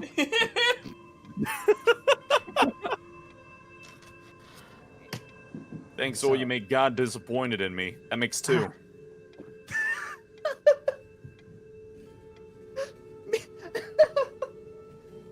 All right, let's get the Blinsky shop. I'm also Okay. before we get into Blinsky shop at that point, I want to cast invisibility on the homunculus with inside the doll. Oh, okay. That is invisibility only lasts for so long. Yeah, well, it's more of a preemptive in case it happens within the hour. Or I can have it. We can maybe figure out when. It lasts for an hour, and upon concentration. Mm. So you can't cast any other concentration spells, otherwise that's going to apply. But I mean, if you just put the homunculus inside and then stitched up the doll, then there shouldn't be any Problems. Yeah, that's fair. I was just determining because I could technically have it cast itself invisibility only when we're within 120 feet of it, though. Homunculuses are weird. Anyways, yeah, it's fine. Let's get Okay. inside the shop. All right, you make your way to Blinsky. How do you get the doll back to where it was? Well, we're gonna have Itchy be invisible, right? Yeah. And Yeah. before we go in, yeah, we're gonna have to stick it up. We're going to distract Blinsky and see how he's doing. Get us a little a toy. Play with the monkey. So let's Okay. get on over there. Who wants to hold on to trips? Oh God. I mean, I did it last time. I mean, I'm not doing it again. Do you want to go buy some from Blinsky? I can hold on the trips. I stumble back to bed. I'm not with you guys. Chris doesn't Oh. have any money anymore. I mean, I can just go and peruse with Oi. Doesn't mean I have to buy anything. I only want to talk to the guy, and be like, "Hey, yo, big boy, you want to show me a little wheel on a stick?" Look, Yeah. if we ever need to, I can be the talk, Oi can be the sneak. If he needs to steal anything again, we got it. I'm not this. Well, I'm the stealer. okay. Well, I'm not even the See? stealer. yeah, I know. Isn't it Our reverse stealer is the stealing? one that's sleep. So just so I know, what's the plan here? You're gonna go to Blinsky, and after that, you're leaving town. Wait, I thought we were going to do the thing with the Hendrickson guy who has the bones. Oh yeah. Well, Oh yes, the boat. I mean, you can do that when you come back. You can. It's up to you. I'm just trying to figure out what you guys are doing. do you want to go for the bones, Tris? I say we do it because I already went on a mission enough and learned sort of something to go on to another mission of like, I don't know. I just feel I wouldn't feel right just like giving 69 golden coins to someone and not coming back with something. Fair enough. I mean, that was your choice. I guess it was a charitable donation. Yes. The charity part. Yes. All right, let's go drop off the doll. So Come on. who goes to the toy store? Not trips. Okay. We could all just go on like errands with each other and then go to each thing individually, or like I don't know. A lot of bodies would provide a lot of distraction. I like that. I like you may that want too. to stick around for that Pepper. blazing sun thing too. Oh yeah, That's in 3 days. we'll be back in time for that. Will we? Hopefully, maybe. I mean, unless something bad happens, which is also very possible. So it may not. I don't know.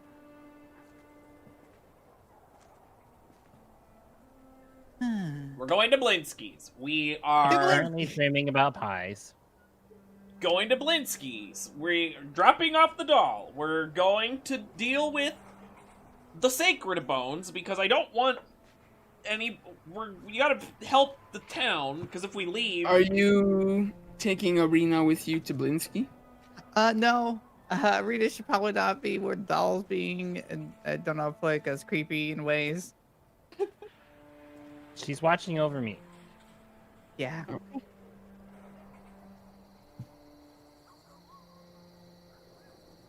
yes, So Trips and Arena are together, and the rest of the group is going to Blinsky. yes. Done. Mm-hmm. With Declared. Itchy being invisible, if I got everything correct. That is correct. Yes. Okay. All right. You open the door to Blinsky Toys. And as soon as the door opens, you hear, "Welcome, friends, to the house of Blinsky. Wish happiness and smiles." Oh, it's you guys. Hi, Blinsky.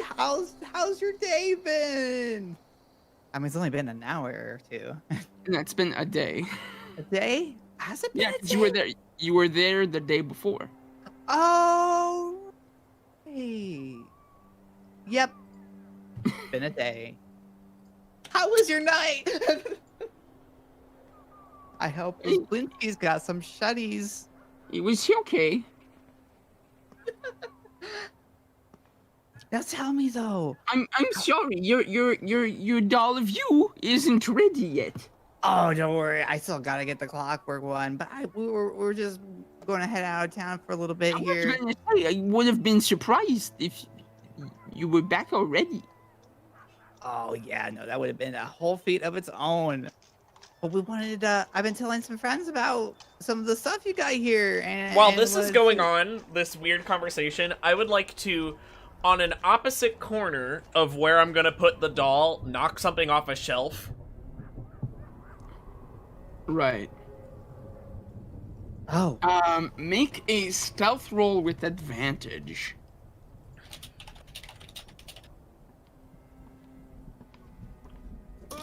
Stealth. oh, thank God it was a vantage. Thank God I had You advantage. 23 total with advantage. Okay, yeah, Blinsky is completely oblivious. You knock. Let's see. There's a shelf with a bunch of toys on it. And you knock.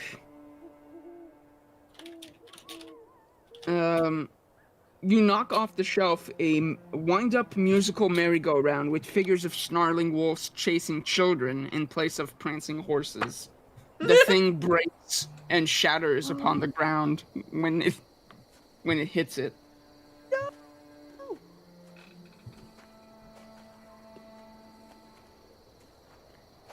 And Blinsky's like, "Oh, how did that happen?"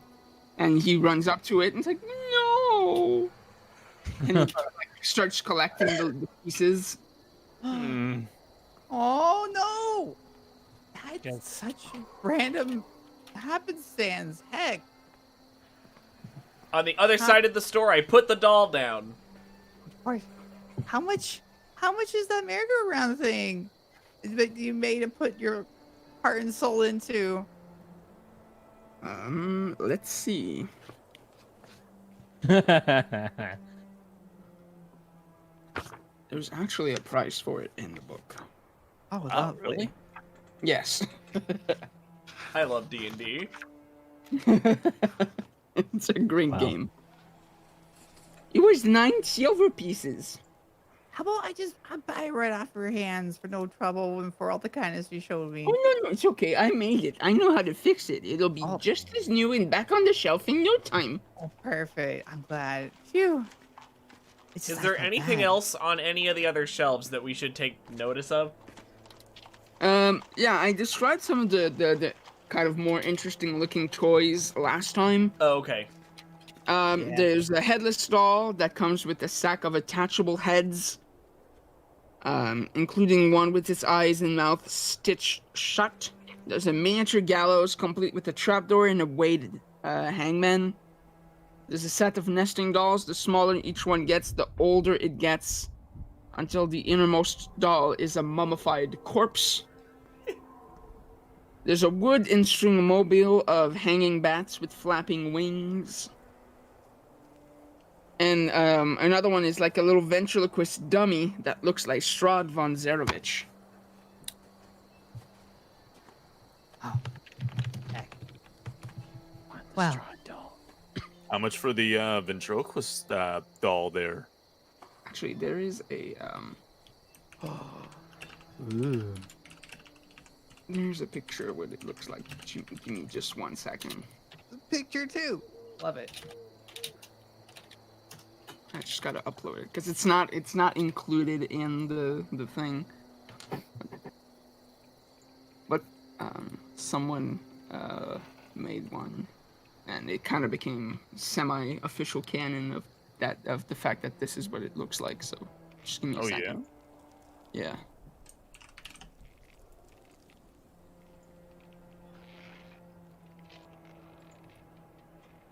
Handout.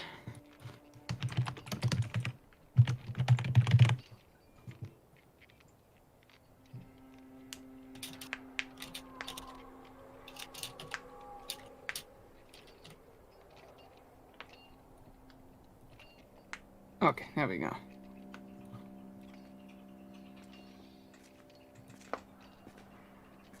Oh! Ooh! Cute. Oh, that's terrifying. I want I it. want it. Oh, How much for the it's a real ventriloquist thing, doll?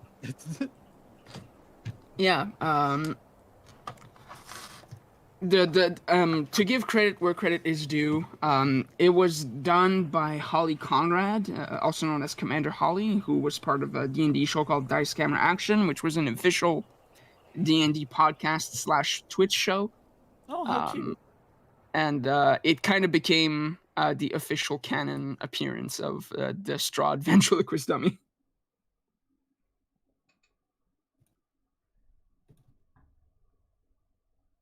Well, heck and heck. Hecking heck indeed. All right. Well, best get on a roll here. Just want to see your smiling face one last time, Blinsky. You Oh, wait, have I and want to buy this dummy. oh, go buy the dummy. yeah, the little Strahd doll is 9 silver pieces. I give 10 silver pieces. He gives you back his silver pieces and change. Just kind of narrowly leers at him and slides the extra silver piece. Oh, no, it's okay. You have agreed to help me with something. The least I can do is give you the exact money. Consider payment for letting me talk to your monkey earlier. Okay. All right. Oh, Blinsky. Just slide it over You've to put the doll back in place, right? Oh yeah. I hide it kind of behind something like what Oi said, so that it looks like he might have misplaced it or something. Right. The door to the store swings open. Wonderful. Oh boy. and in comes Izek Strozny. Immediately, Blinsky's mood completely shifts. Like the jovial tone and attitude he has, just washes away in a second.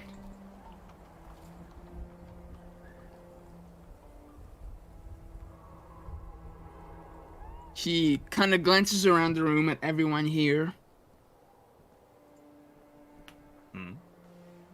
He says, are you done with your business here? Lifting up the little ventriloquist dummy on Dokar's hand. Oh yeah, we're just getting finished. Oh my God, Dokar.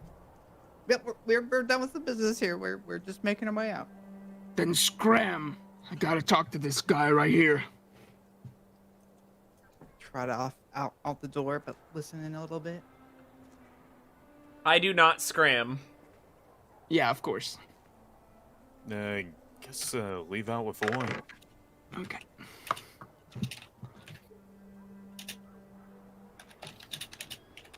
Okay, everyone steps outside except Itchy.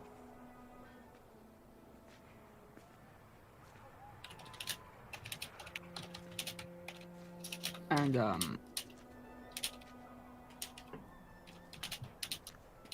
can you mute yourself if you're gonna be typing beta, if you don't mind?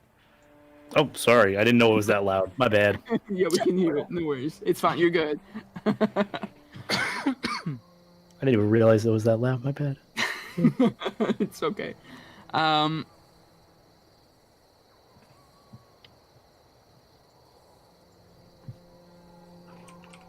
Blinsky says, "Oh, I'm sorry, Mr. Strozny. I had that all ready to go. I don't know where I put it. I was looking for it yesterday, and it seemed like it was gone."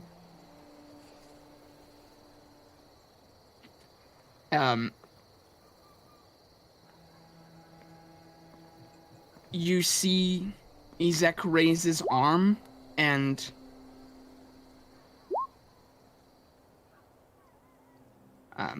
flame, like his hand engulfs in fire.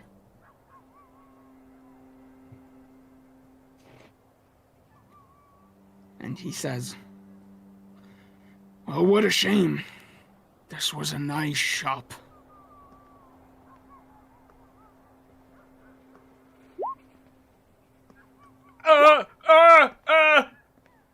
Oh no! I would like to quickly grab the doll. I don't know. I gotta figure something out. Knock it over. I'm knocking something. I'm knocking whatever's in front of the doll over, causing more damage. Okay, you knock over the little wooden mobile with the flapping bats. And then I try to scurry away from that situation then, quietly. Okay. Make another stealth roll with advantage. Oh no. Oh no. I hate this. I mean, this was what y'all started, so. Okay. Alright. That's not the worst roll. It's not the worst. Yeah, you successfully knocked the thing off the shelf, kind of drawing everyone's attention. Well, Blinsky and Izek.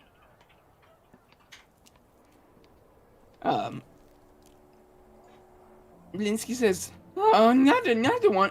Wait, the doll is right here."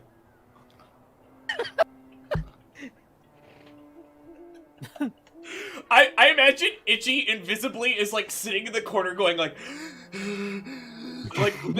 breathing really, really heavy. Like not loudly or anything, but like just panicked. Like hands covering your beak. Yeah, like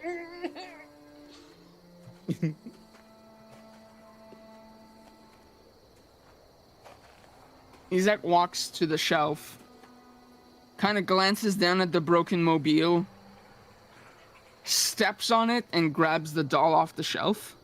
You can hear like the cracking of the wood underneath his foot.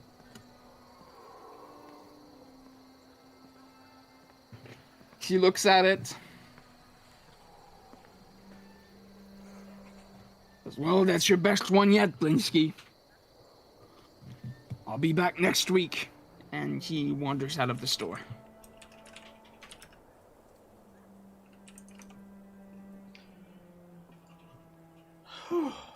Blinsky just sighs, kind of with a dejected look on his face.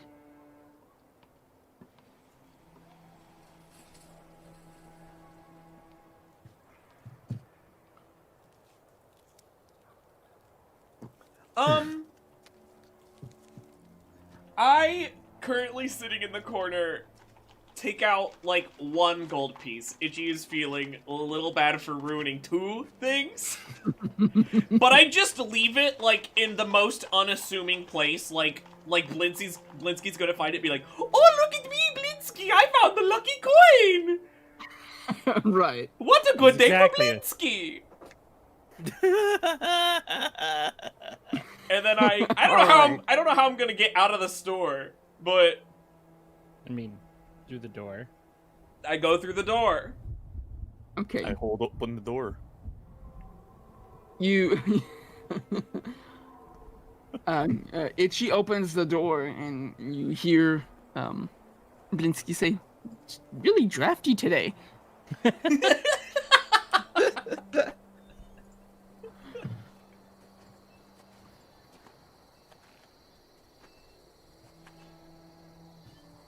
Alright. Oh.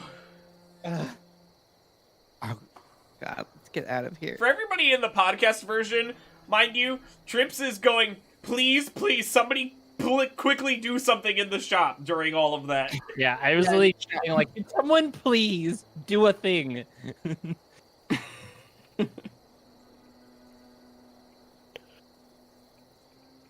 I become revisible. Okay.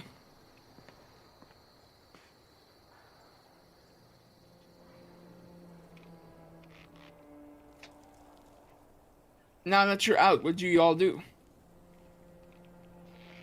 Let's go meet up back with everyone at the inn real quick, and go and figure out this bone situation. Okay.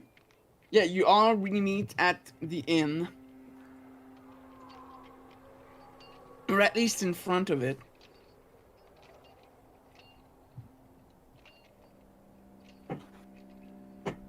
Except for me, because I'm passed out. Drunk, of course. Is there a sobering up spell? I mean, he was just a little tipsy, not completely drunk, so... Alright, so next step is to locate bones from Coffin Man, correct? Bones. You bone. Alright. Who would like to go on that adventure? I would go. Let's all get going. Should Why we not? I go on bone adventure. Do we want to take Trips, or are we leaving him here? He knows where we're going, maybe. Do we know where we're going? I don't know. He usually knows where we're going. Trips is the only one who's been to the coffin shop. Oh, yeah, you're right. So he knows where it is. Okay, we go back in and... Take a bucket of water and just throw it on him. Yes, I'm about it. Where do we find a bucket? Danica will provide one happily. Under one Yay! condition, she gets to watch. Yes. Absolutely. Just everyone around his bed staring. Dump the water. She says, Erwin, watch over the counter. Something funny is gonna happen. I'm gonna watch that. She accompanies you up to the room in which Trips sleep. She even provides the water bucket. Let's take that water bucket. 3, 2, 1, and toss the water on the cat. Just flip it upside down over his head. Bloosh. Can I instinctively roll over? That's a lot Like- of water. Oh, the image I had in my head for some reason is that vine of someone pouring water on a sleeping woman, and then she just wakes up like, "Hello." It's good. I was thinking. Trips. So unfazed. I am like soaking wet, and I just have the like. I say, and I just start counting from 10 without anything else. I'm just counting 10. Where is 9. the location of the coffin maker? 6. I slide the bucket You over his head. Five. You skipped 8 and Well. 7. Yes, because you took the time to talk. So 3, 2, Step outside a 1. real quick. I rage. I like lunge at Itchy. I didn't even do it. Oh, he's the one that did it. I still lunge at Itchy. This is somehow your fault, isn't No, it? no, it's not. This is some Simpsons. Why you little? Pretty much. And I like, it's like, I like answer. Oh wait, coffee bread, and I'm like, my hands are still on Itchy's neck, like strangling him. Why are we looking for the coffee maker? Pull him off. Oh. Sounds like Okay. a turkey. Your turkey.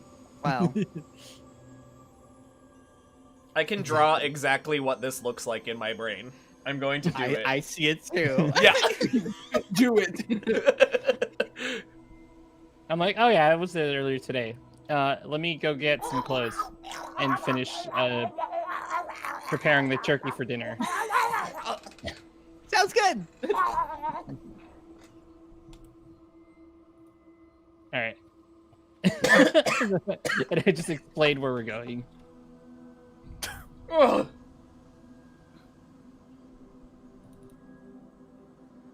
Yeah, it was pocket my the fault. bucket. Okay. Danica's laughing her ass off watching all of that go down. Hey, Danica, can I keep the bucket for a little while? Yeah, just bring it back, please. We might need it. Oh, yeah, no worries. I did need a bath today, so I mean,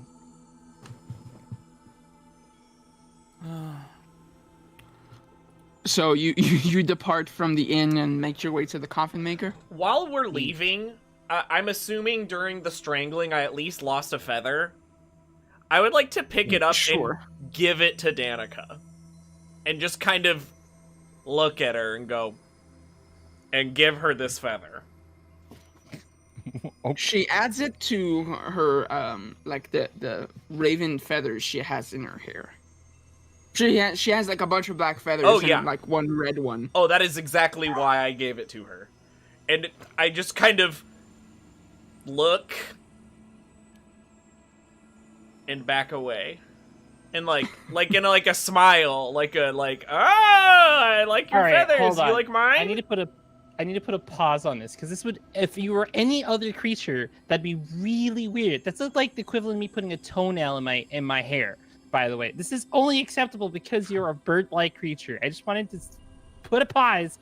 We both like birds. I mean, feathers are cool. Cat fur's like airball-y. Right, you can't get it out of your carpet, and you gotta like, it's everywhere. Ugh. Yeah, and tearing off like a scale from Miroi would hurt like a bitch, so... Aw, that makes me so happy that she put it with the rest of her. Oh, we can give her our molted skin. I don't think we should give her Okay. that. Well, I don't know if that she would went like in that a one. direction I didn't want to go. So. To the coffin maker! Right! I hope Alright. Roro's Hungry. taking care of my snakes. I need to be fed at least 3 times a day. I'm sure Sizzle is taking good care of everything over there. Or the kids are taking... The flying snakes are now the kids' pets. Oh, Aw, jeez. that's creepy. I There's mean, nothing creepy about him. It's just like There's a pet nothing creepy snake and about a pet some bird. snakes. Double They're pound. precious, and they fly and hiss.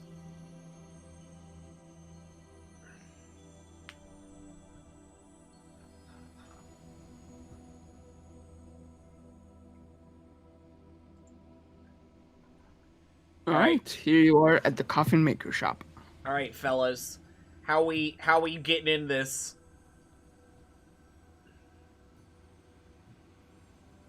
Probably What- through the front door. What? Okay. We can try the door. We're like the torches are the kings of ludicrous plans. How like we're just gonna knock? Maybe through the back door. So why are you doing this, Trips? This is the second floor. I'm walking around the building. Okay. I Look just in the like windows. leave, Oh, okay. and I peer through this window. Okay. You peer through this window. What do you see? Kind of arranged haphazardly about the floor of this, musty L-shaped room are about 13 wooden coffins. Like here, I'll just, reveal, like, some of the stuff you can see from this window.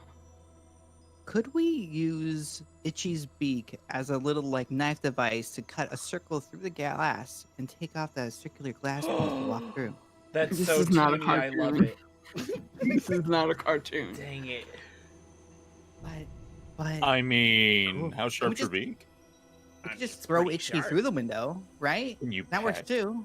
Oh, I like that option also. I inspect this door. It's locked. Why you gotta be so coy? And I rub my face through the door. You can hit the top floor, Itchy. Oh yeah. I use my tools on it. Okay, make a roll with your tools.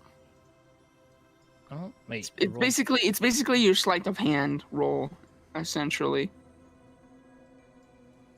Why are we knocking? Yikes. It's a good thing I'm a legend. Says yikes. Rolls a 23. That's just not the 30 I was expecting. That could have been pretty good, and that 20 plus 10. No, with 23, it's more than enough for you to successfully unlock this door. Oh! I Oh! sneakily Yeah, okay. 20. is like peer in and like not try to be loud opening the For door. everyone, it's not just a nat 20. He also has nat. a plus 10, so it ends up being a 30.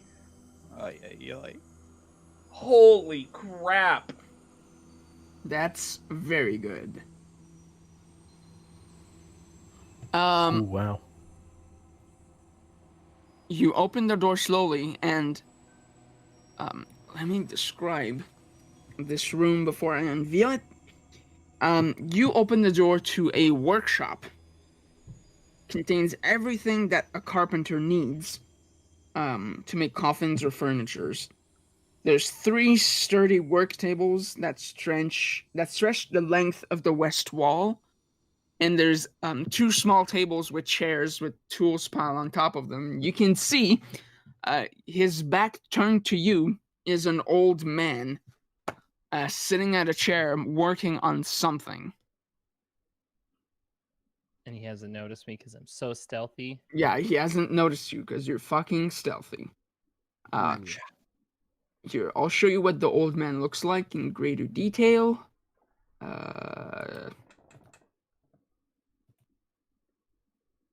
And has semi-long white hair and a bushy white beard. Kind of Great wearing big a bushy beard. great big bushy beard. Kind of wearing a tattered leather apron over some kind of slightly dirtied common clothes, but they're just dirty from work, not just because he's soiled or dirty himself. He kind of has a William Dafoe look, if you know who that is. William? I don't know William Dafoe, Adler. It's Willem. William? Oh, I thought It's it was Willem. William. It's Willem. It's Oh my Willem God. Dafoe. Who took the Ia from his name? Willem. Oh, Willem. Maybe it was oopsie. Ashlyn who did it. He's in like every Wes Anderson That's movie, fun. so.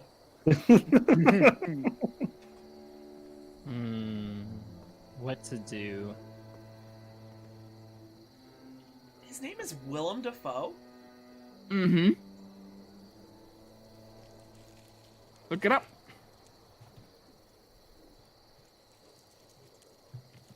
Do I do the crazy cat route? Do I do...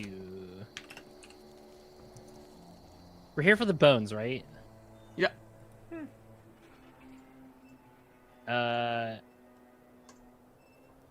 I carefully close the door.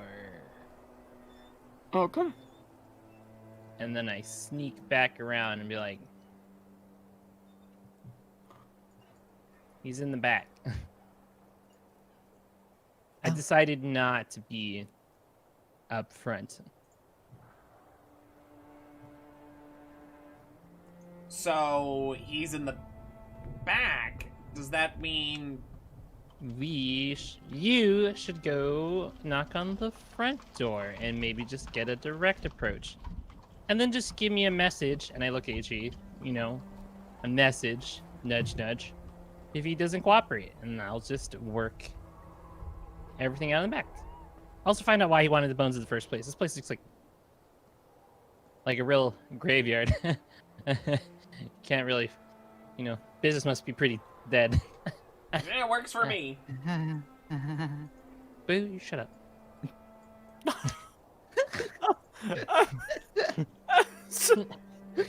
What did I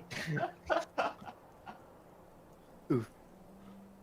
Why is Okay, he mad so- because he didn't get to make those jokes? What? See? Point here, right? I got a bone to pick with you. Oh, it's like this, is it? Yeah, it's a real grave hot. mistake you made. So You're Itchy, really you digging knock your own on, grave here. you knock on the door. I knock on the door.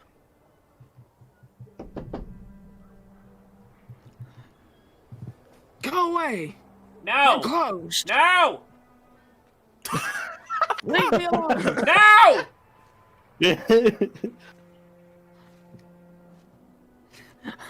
I want nothing to do with you. I want nothing to do with you too!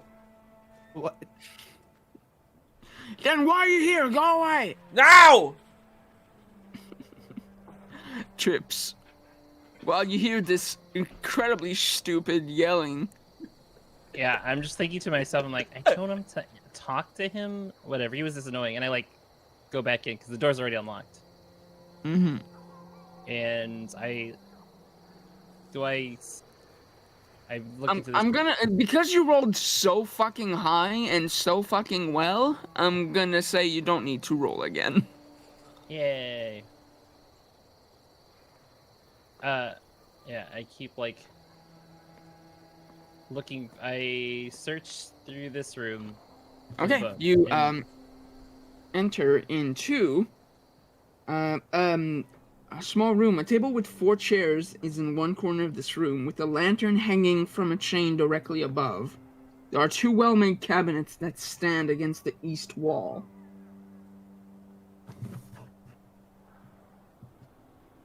I check the cabinets. Okay, you open the cabinets and they're mostly filled like with knickknacks and nothing of importance. There's like no boxes or anything that would like keep some bones in. Bugger. Alright. I leave and then I go back into this room and start like searching. There's no cabinets, it's just tables with tools. The conversation's still going on, right? Just Yeah. And there's just like some random yelling at each other. I like peer through the door, and I like look at each. You can't see each other because he's not opening the door. Oh, He's just like standing. You see him, like standing in front of the door, just yelling back at whatever Itchy's yelling. okay. Does he know, or is he just looking at the door then? Yeah, he's looking at the door. Okay, I attempt to sneakily go upstairs. Okay. Or I'm assuming that this is a staircase. It is a staircase. Just kidding, it's a privy! Memories. There are 2 doors, one to your right, one to your left. I go to the one on the left. Okay. I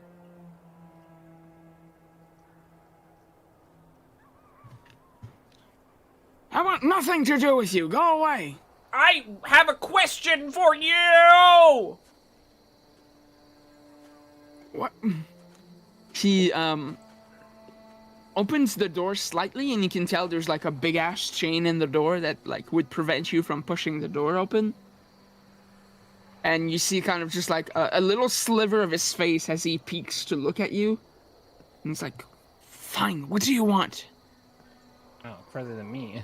My friend here has a question for you. And then I grab Driss and push Driss in front of him. Really? Right. Yeah. Just. Okay. I'm just gonna get to the point. I've talked around with some people recently, and apparently you stole something from the local church. Let's have at it. We already had someone who He gave us closes the information. door and says, "I stole nothing. Now go away."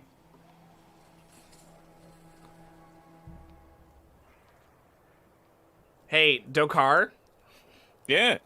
do you want to be big? Yeah.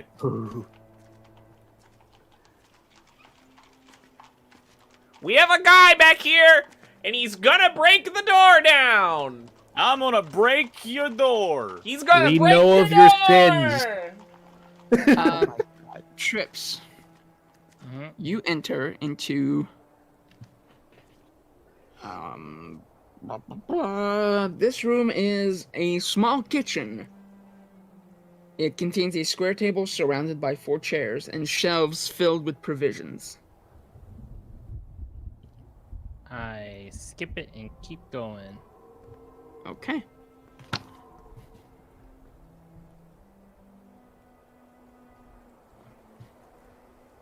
You open the door to a modest bedchamber. It holds a cot with several well-made pieces of furniture, including a table, a padded chair, and a bookshelf, as well as a wardrobe.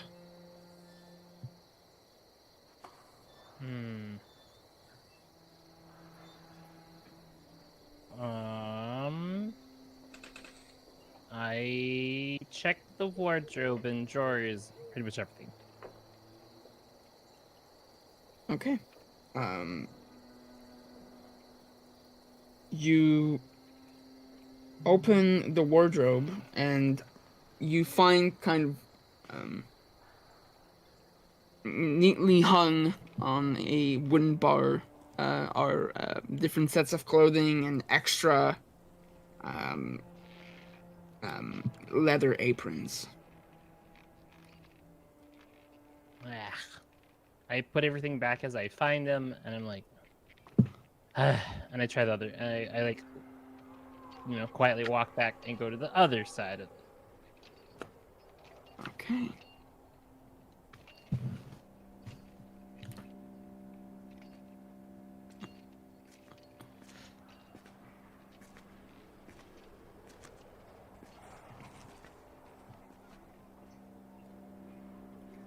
This large, drafty room is strung with cobwebs and takes most of the upper floor. Stacks of wooden planks lie amid several crates marked junk.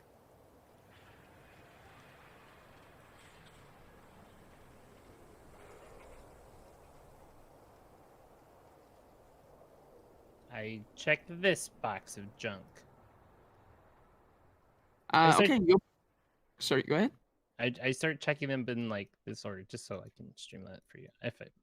I'm doing this in like, next box kind of thing. Right. You open the first crate, and it's filled with small boxes of nails and screws.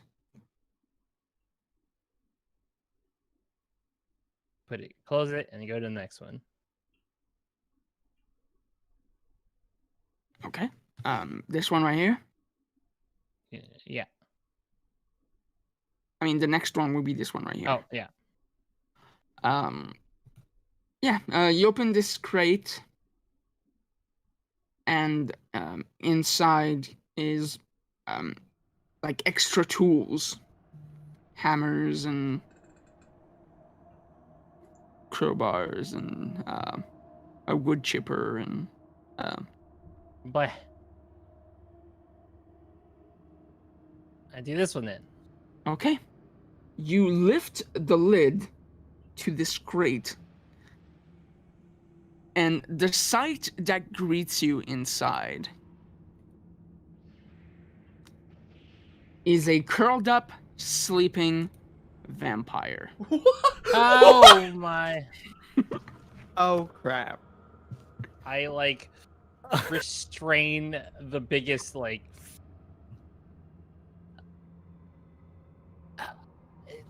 And I like slowly close it, and I'm like, all right, the tap to slowly close it.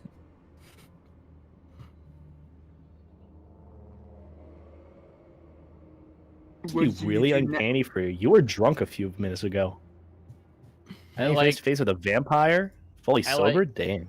I like slowly walk back with like my hand on my rapier, and I'm just. Dokar.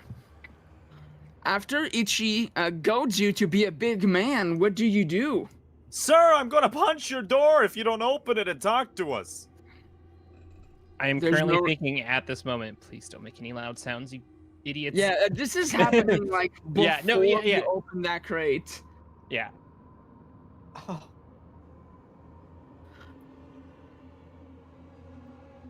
It's gonna happen. There's no response from the other side of the door. Do it to it! Rip it and rip it, Dokar! I'm punching your door!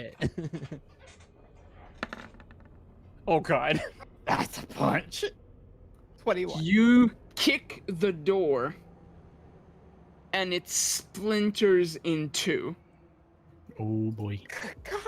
Just as you're kind of like making steps backwards, you hear a loud.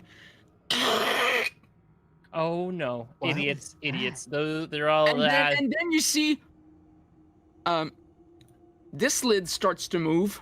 Ha! Oh no! Oh This no! lid starts to move. Oh no! This lid starts to move. This lid starts to move.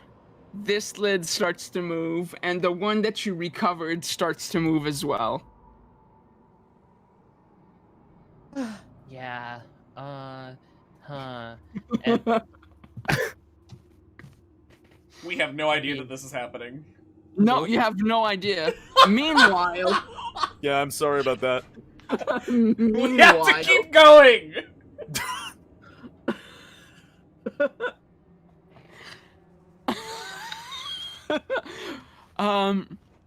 Kind of standing a few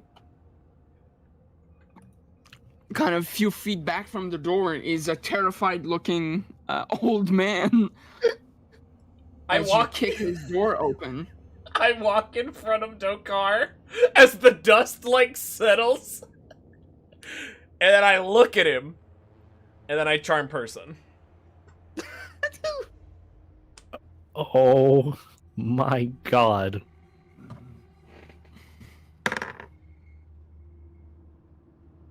What's your spell save DC? 15. The spell does not take hold. And he now knows you tried to charm him. Well, that went well. Wow.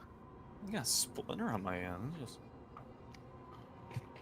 I don't like when the music stops. I don't cast either. light on Dokar. Ah! No, you're bright. Or Okay, your good. arm is Okay. bright, whatever I touch. Now like the music. look. Oh. I just tried to charm you, yes, and you know that and I know that. Now, I have questions for you, and this is the question. What do you need with the bones that are stopping the guy, the Strassenberg, from coming here. It's like, shh, you're going to wake them. Wake who? Like yelling. Everyone, roll for initiative. Oh. I hear like, oh, so I'm like, those idiots. Yada-da-da. I got one. Well, at least for initiative only. Whatever. Dun, dun, dun, Hey, dun, dun, I'm dun. going last. Nah. Oh wait, no, I'm not going last. It's okay. Oh, I feel your pain all of today. They still don't even know what's going on. No, we have no idea. Nope. Nope. Don't worry. I have a thing.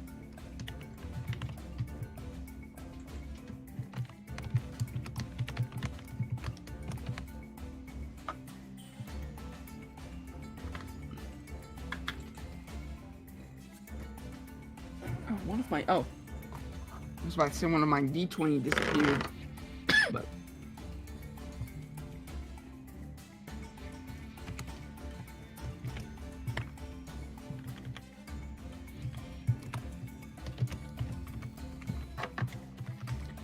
just getting the initiative together.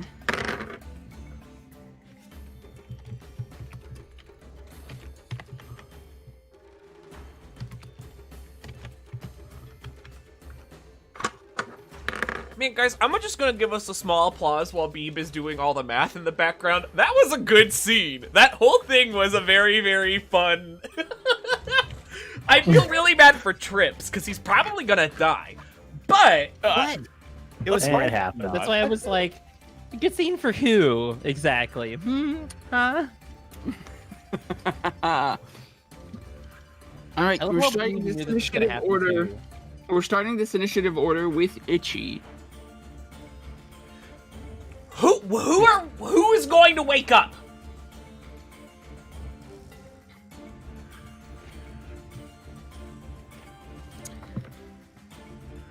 Hello?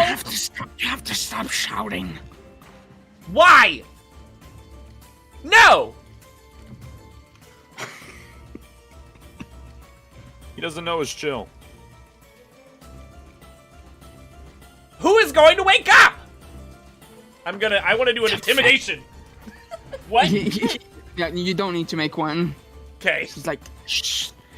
There are sleeping vampires on the second floor. What? What? What? What? I wish it was my turn. Shucks. On the second floor? Dokar. Yeah, Dokar, it's now your turn. Where's Trips? Oh, God, where's the cat? You don't mind if I come in just for a moment or two, do you?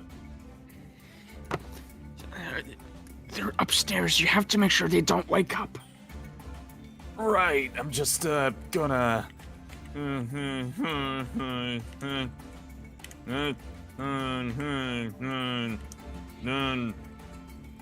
What counts as going upstairs? The very end?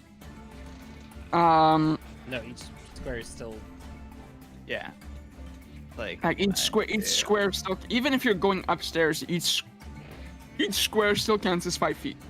You would technically, like, if you were here, you would also technically be here.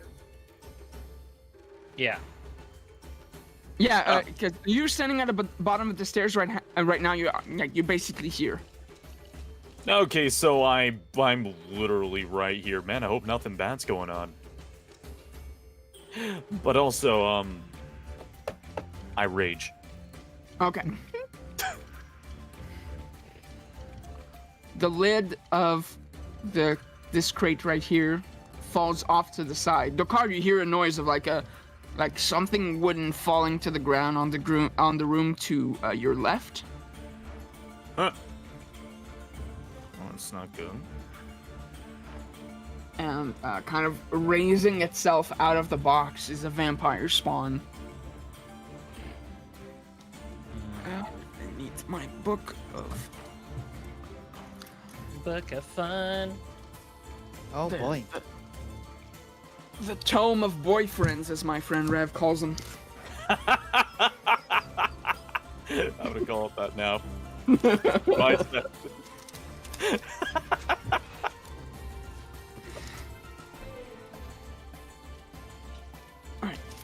Used half its movement to get up, and it shambles towards you, making kind of a hissing noise. I left my garlic at home. The one in the first crate that you open, does the same thing. Half movement to move the lid off, and then get out of the box and move forward. Trips, it's now your turn. I like stumble back on the little like wood pen, like yeah, no, and then I like instantly just mad bolt, like right through the door, and Oh, and it's Hey. like they're gonna eat me. And I just like keep running, There's the cat. and I like I think I can make it right out the door. And they close the door behind me, like, yeah, vampires, Oh, finger guns. Upstairs. And then I just test the right hands.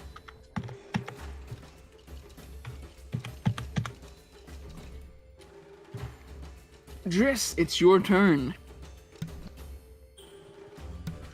Okay. Okay, I'm just gonna go inside. I already seem to know what the situation is, knowing how things work around here. Excuse me, Itchy. No problem. Hello, you wouldn't happen to have a cross, would you? I say to the old man. Hendrickson, whatever your name is. Hendrick. Willem Dafoe. What would a cross do? I'm holding it Well, down like, the only just cross you should be religion. giving is the There's green no- right no cross. There's no Christian God in the world of D&D. oh no, Oh, holy! Look. Do we have the power? Wait, what would it be? What would the equivalent be for like the sun thing? Lathander. Lathander, yeah. Is there like the god you worship, Driss? I said I was a part of it. I never said that I did it. Though I could. Those are the same sentence. Sure. You know what? Never mind. This is why you never trust something you read in Vogue. Okay, 2, 3, 4, 5, Argue. 6, 7. Hey, I read it in a magazine, okay? About this cross and vampires. As you're walking forward, Henrik Envy. says, "The bones are in a hidden compartment in my wardrobe.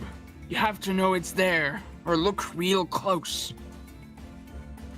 I instinctively roll my eyes. I'm like, of course it is. You didn't do a perception check.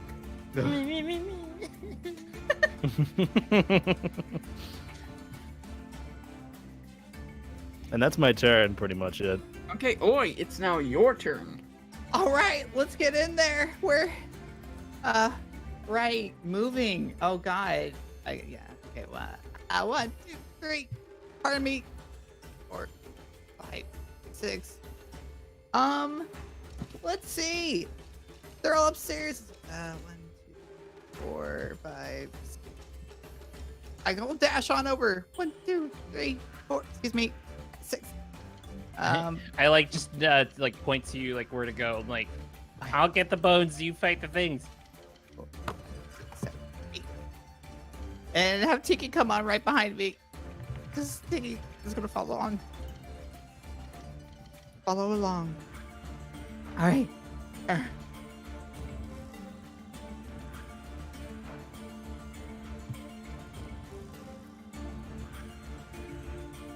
Is that where your turn ends? Yep, that's it. That's You're all I making got. your way up the stair. Yeah, making my way up. I'm coming. Okay. Making my way upstairs. Vampires fast, making a pass. Oh, hey And there, you're Roy. Dead bound. Hello. And I'm bone bound. Da-na-na-na-na-na. And it'll feed you. Da-da-da-da-da-da. And And it'll I'll eat kill you. What? I like our friendship. I love you guys. You guys rock. Itchy, it's now your turn.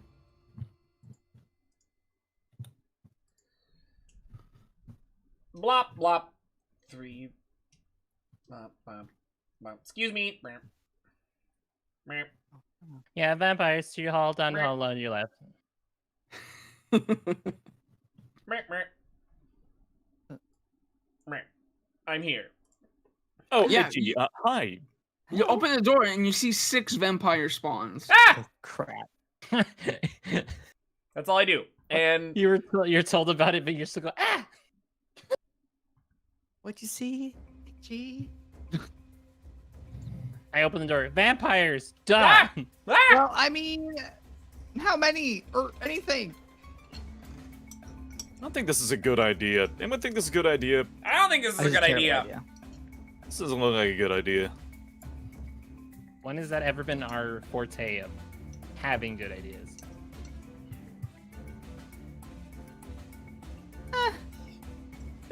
We try.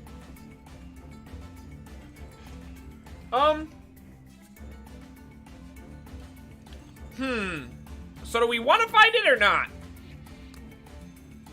I want to fight, I but mean, I also they're don't not wanna gonna die. just, go away. Like, oh, I guess you're leaving us alone. You know what I'm saying? Yeah, I know what you're saying. Well, isn't Dokar glowing? Maybe we could mistake him for the sun?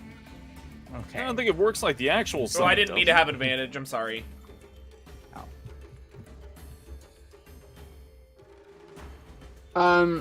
Which one do you shoot? Okay, the one right at the Yes. front. Yeah, yes. Okay, I have like too many books. Which is not true. I have just enough. Actually, not enough. I need more. But right now, right now I have too many books. Too many books. That's not enough. Ah! Oh crap!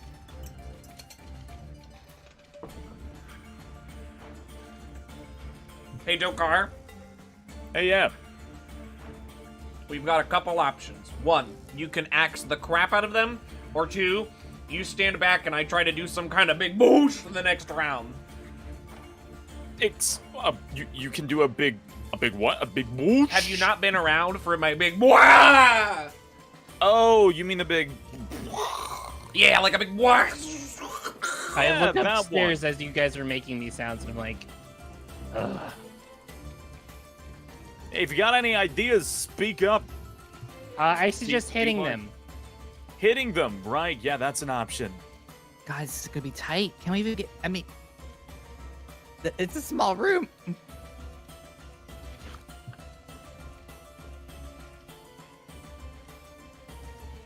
What do we do? Because here's Your my turn now, Defy. okay. I was gonna say because here's my thing. If Dokar goes in, but they're all gonna like swarm on Dokar, and there's not a lot of space. What? Why don't we invite them downstairs? Have some tea. Trips, you're I not mean- helping.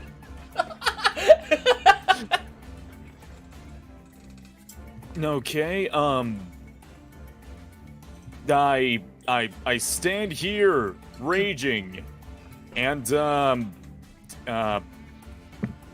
lift up my glowing arm. Behold, the god of Lysander commands you to sleep. It is the dawn of sunlight, and the meeting of your end. I come as a foretelling to tell you to return to your slumber. Whoa. Damn. Were you trying to do something with that, like intimidation? or... Trying to intimidate them.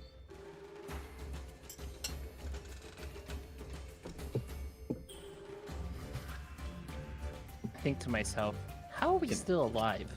Can I roll to intimidate them? Well, technically, I'm Hey, not. hey, Spacey. This is Yeah? D&D. You can do whatever the fuck you want.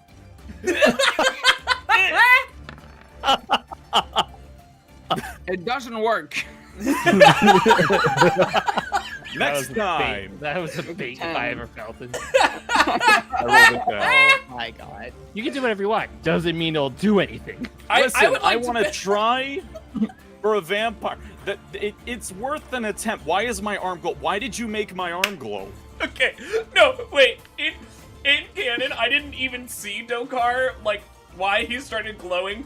In my mind, Itchy is like, whoa. Like, Itchy's not intimidated. He's just very impressed and thinks something very spiritual is happening right now.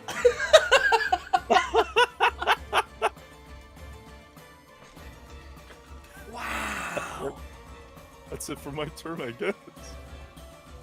We're gonna die. Yeah. Yes. yeah. Oh god. Yeah, now they have their full movement because they're not. Hi, Rocket. No. Hi, Rocket. If you like. This is getting claustrophobic. One of the vampire spawn runs up to you and makes 3 attacks. Oh, lovely. What's your AC again? My AC is at 12. Right. Claw attack. First claw attack hits, second doesn't. That's it. It's actually 2 attacks. Sorry. Oh. Tries to slash at you with its claws. First attack hits. You take 8 points of slashing damage. Actually 4. No, right? Because you're raging. And the second attack misses. Yeah. Ooh. I'm gonna have a Chips, vampire conga line. Chips, yeah, pretty much. Chips, it's your turn.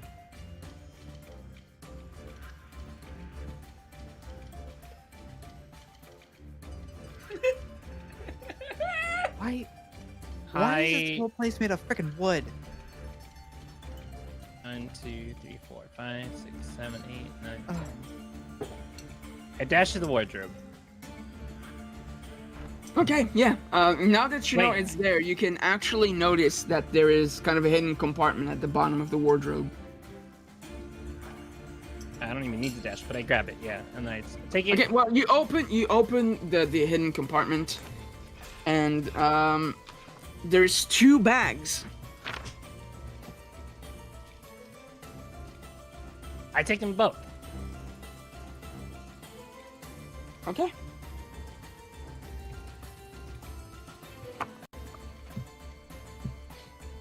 All right. You have 2 big And bags. 2 big bags. I end my turn by just looking through them. Okay. The first bag has bones. I'm not surprised. Like old bones, like a full skeleton, a full skeleton's worth of bones. So it's kind of a large sack. The second one is a much smaller one containing money. 30 silver pieces, and you notice, like, when you open it, that, like, this is the first time you've actually, like, held in your hands the currency of this land. Because the money you've been using so far has been, you know, your currency from Waterdeep, and you've never asked for change. And you notice that all the coins here are stamped with Strahd's face on it. Lovely. Because that's the currency of this land. Strahd coins. Of course it would be. Draw dollars. Got it. Cool. Huh, like a straw penny. I just keep both bags. And I'm like, you got paid for this too. And that's it. I guess I have some movement left, so I guess I'll just spend it. Cool. So you just grabbed the bags of bones and you left the money behind? No, I grabbed the money. Wow. Okay. So you're just taking an old man's life saving. That's cool. All right. That's the end of your turn.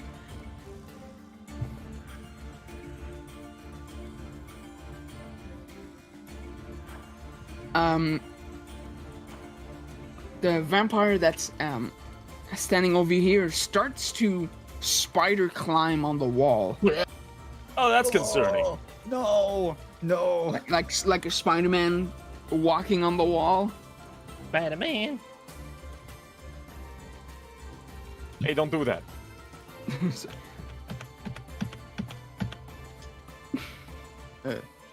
What I say about not climbing?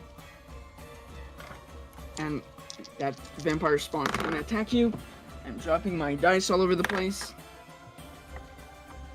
First is a claw attack that misses. The second one is a bite attack that hits. You take. I'm gonna resume the music in just a second while I calculate your damage. Music needs a nap. Music needs a little nappy nap. You take 6 points of piercing damage from the bite, so 3 because of your rage, Ow. and an additional 7 points of necrotic damage. Ow. How you feeling, Dokar? Not good. Okay. I know that was half too, right?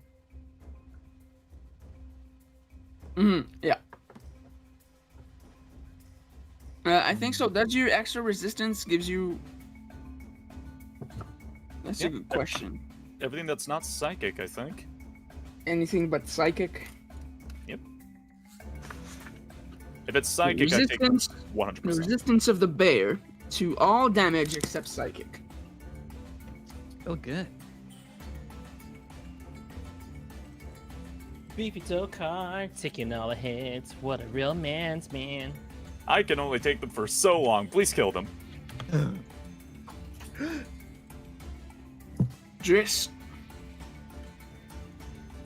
Hello. Hi. Now everyone's kind of just existing up there ahead of me, so Okay, so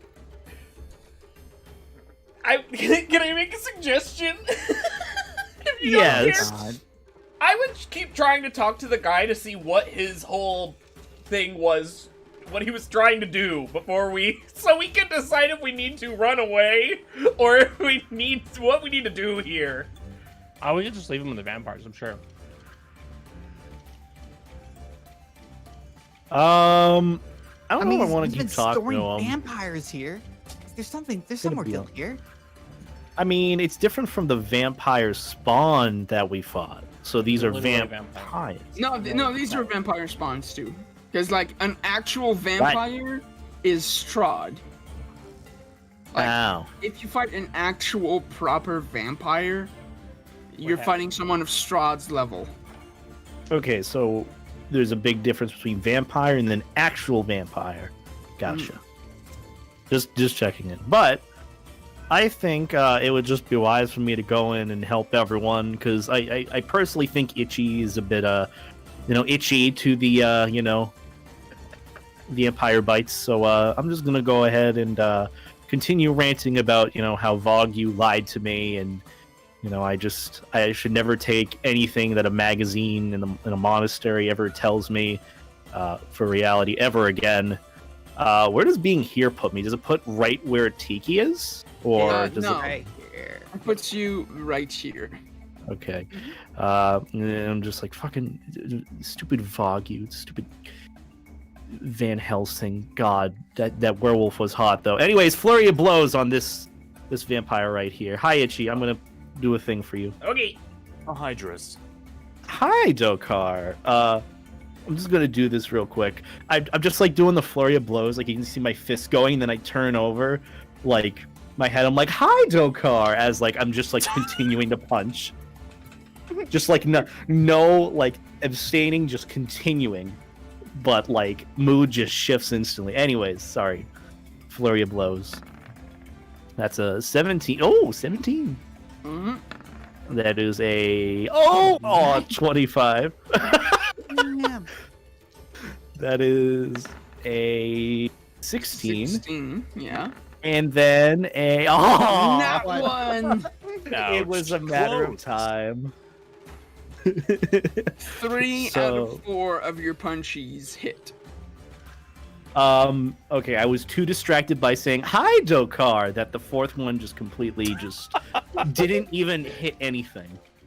So, let's roll that damage. 8. Another 8. And 9. Nice. That's a lot of damage. God. No, that's a lot of damage. How about a little more? He left with the nuts.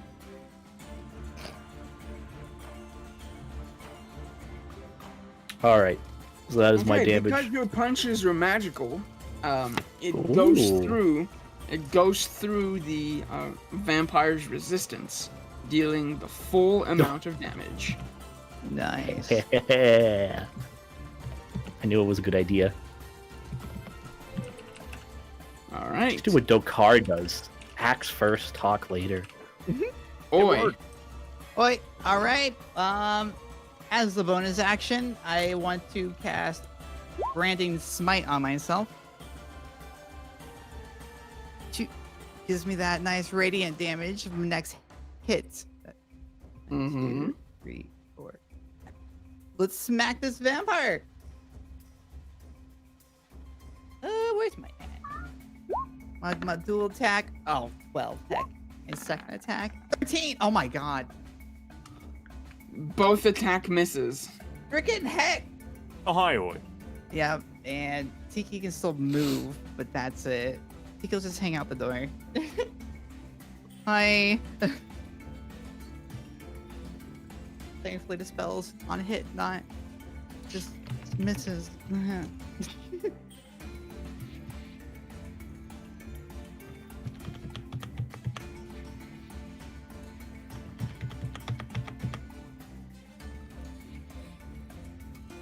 Itchy, it's back to you. Okay, I'm gonna do healing word on Dokar. Hey, thanks. Where are you generally? Like, give me like a percentage. Percentage, I'd say about 80%. Oh. Okay, well then you only get level 2. All right. Yay. Yeah, that works.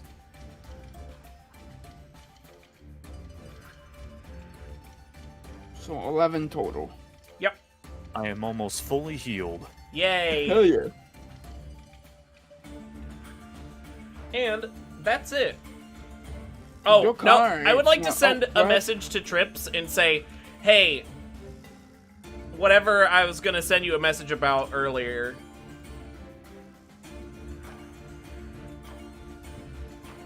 Remember I was supposed to let you know if something was going on? Yeah. Yeah. Mm. Okay, I'm doing that now. Oh, my god. thanks. Well informed.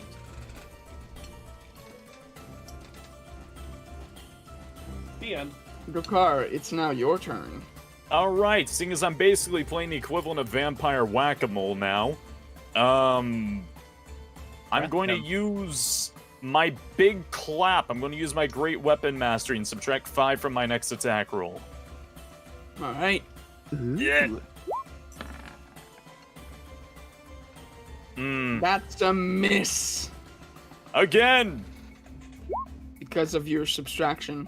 And that's another miss, my dude. No, that's not doing it. 13 Dang, and then dang, 8. dang, dang. It's not Axe Day, Oi. It's not Axe Day. I know. And they're just axing for it. Oh my god. The vampire in front of you tries to slash at you with its claws. Both attack misses. Wait, which one of us? You, Dokar. The one right in front of you. Sorry, it's like 3 vamp. This is the weirdest situation. But all right. Yeah, you're now surrounded by vampires. Just like college. Okay. Sounds fun. I don't know what that means. Mood. What does it mean? That Several classes are questions. very fun. Oh Yeah. The vampire that's to your right, the car will now turn its attention towards Oi after being attacked, or attempts at being attacked. And both of its claw slashes misses as well. Oh heck. It's whip Chips. party today. It's Apparently. now your turn. Whose turn? Trips. I over here. And Hey, Trips. Hi. what's up? Can you move your head for a little? Thanks. And I shoot a sharp bow. Flex. On which one? The one in front of the car. Okay. It hits.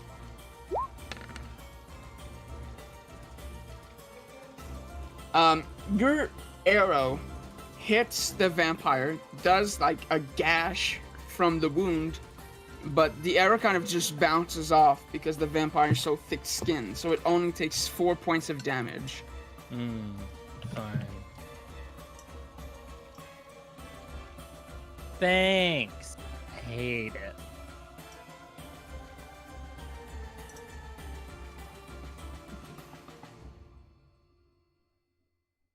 And that's it for me.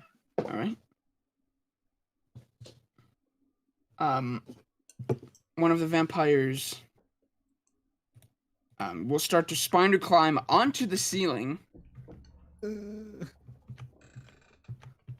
is now above you, Itchy, Oh, this is the worst. Oh god. and starts to attack you, Itchy, Great. What? with its What? claws. The first attack misses, the second one hits. You take 6 points of slashing damage.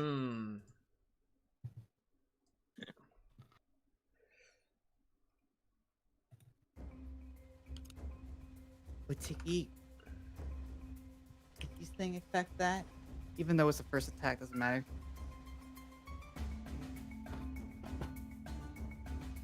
Tiki is technically outside the room. Ah, fair. Open door. It's time for another vampire to attack, and it's the one that Driss punched a bunch of times. Oh Better boy. like that. Haha, I'm in danger. What's your AC? 15. Okay. It tries to bite you but misses. But the second attack with its claws actually connects. Ooh. You take 5 points of slashing damage. It was not very effective. Driss, it's now your turn, and I'm gonna ask you to make an intelligence check. Oh boy. Uh, Okay. I gotta make sure not to do the saving throw one. Intelligence. There we go. Oh boy. Okay. Yeah, that's enough. You rolled an 11 total. You recall an important piece of information that you learned while you were back at the church.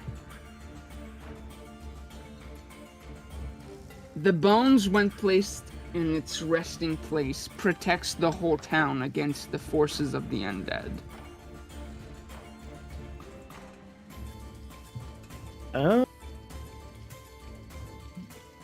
Okay. I'm gonna do this. I'm gonna keep doing what I'm doing, and do flurry of blows. And while I'm doing that, as my head is still currently turned towards Dokar, my head's gonna rotate another 45 degrees towards Trips. And while I'm continuing to punch him, be like, "Hey, I remembered a thing. You have the bones, right? Yep. All right. Take the bones back to the church. Go and talk to the priest there. He'll know what to do." And then I just turn back in front of me to continue doing these flurry of blows. Okay. Your first punch misses, second one hits, third one hits. Last one hits. nice. All right, my first one missed because I had to rotate my head a bit Far further too than I far. was used to, so it winced a bit of pain. That's a very far direction It's a and also cracking noise. punching.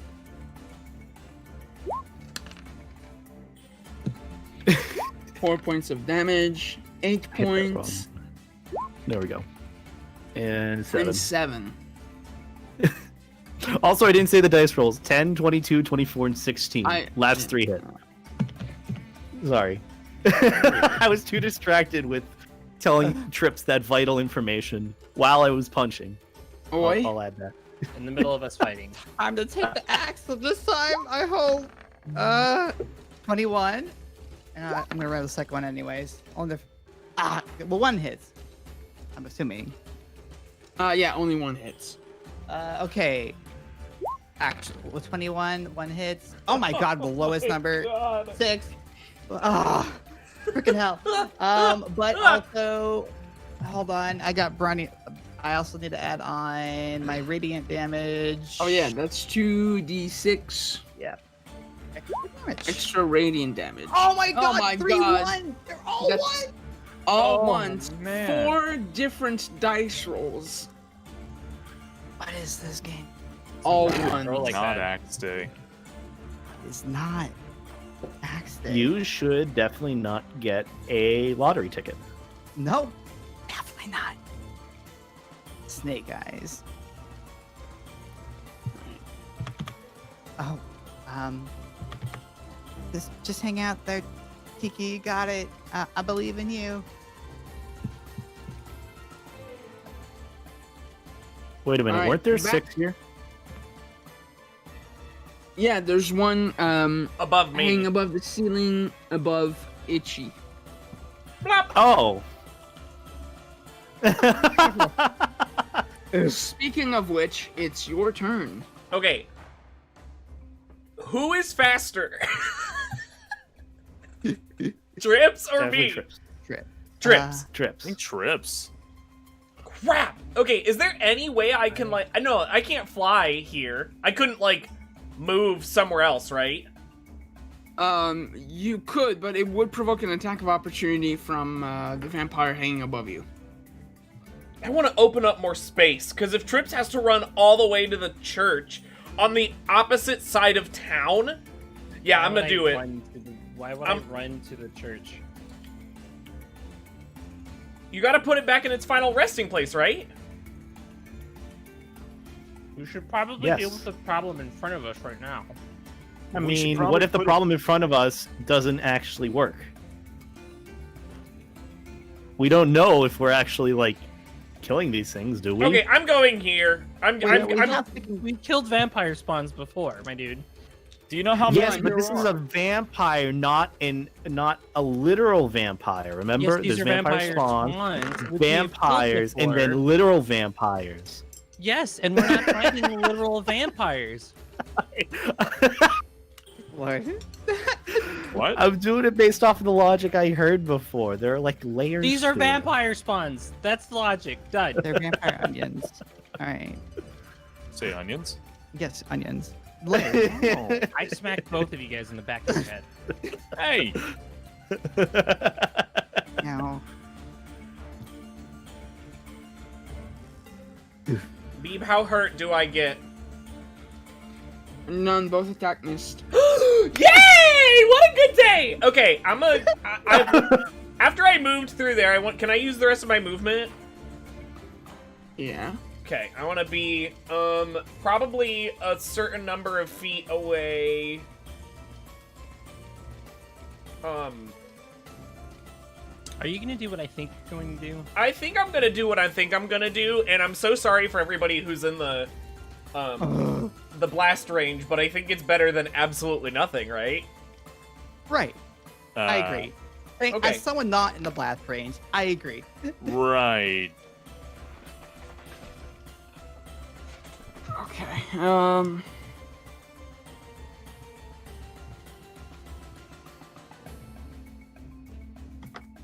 What? Spell save DC is 15, right? Or 16? Yeah. 15.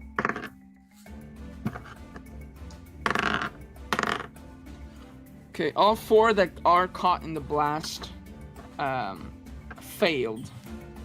So they take the full 20 points of damage. So everyone is aware what I did. I rolled for Thunder Wave. I rolled a 14 plus 6. No, 14 Yeah, because you was rolled the... at a higher level. Yeah. Because you cast at a high level. Yeah.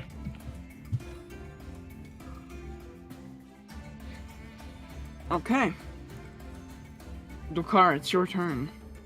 Hello, it's me. We should really get those bones to that place, Trips. And if you'll excuse me, I'm gonna boast again. Why not? It may not be Axe Day, but maybe someday it shall be. Oh! Hui! 24. And can I just roll for the second one too? Yeah, go ahead. Alright, GWM again. No, W. 24. Both attack hits. Alright. Let me just, 1. And plus 10 to each hit. Jesus. 18 And plus 10 to each hit. Yep. What? Great weapon mastery. Let me, drop it in the thing. Yep. So that's a lot. Minus 18 damage to this one, because it's a magical axe. It's a silver axe, so it counts as magical. That vampire ain't looking so good. Whew.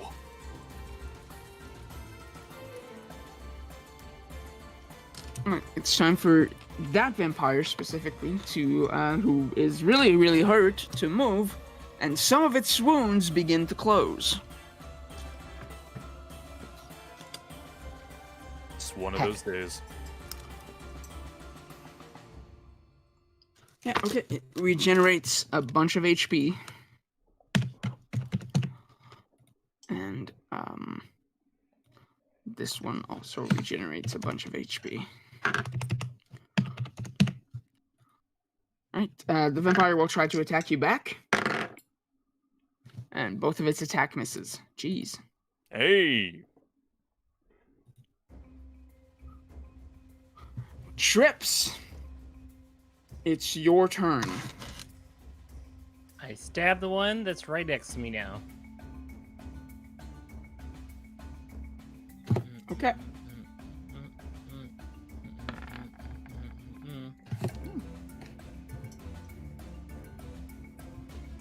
That's a hit.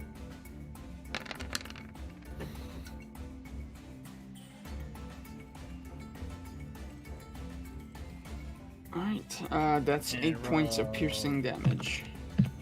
Dirty 20, 17 piercing. Oh, 17.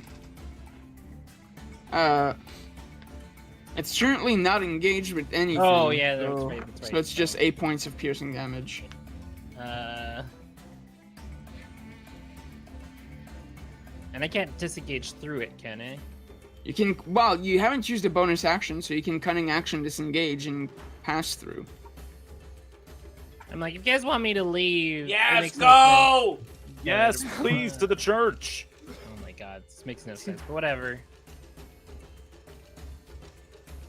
1, 2, 3, 4, 5, 6, 7.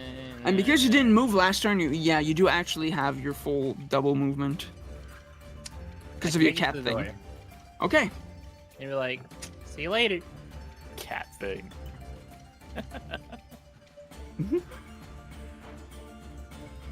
That vampire comes down from the ceiling and will try to attack Driss from the back.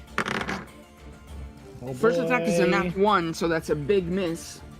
Second attack is a hit, and you take 6 points of slashing damage. Oh boy, it's still a little to baby man damage. How you feeling, Driss? Another vampire runs up to Itchy and tries to attack. Both are slashes, both hit. Okay. The first one deals 4 points of slashing damage. The second one deals 6, so 10 total. Okay. Jess, it's your turn. Boy. I just kind of keep going. God damn, I've used like half of my key points this entire one vampire, but I'll just keep going. Still gonna keep doing flurry of blows on the one in front of me. I just haven't stopped. Like Okay. it just keeps going.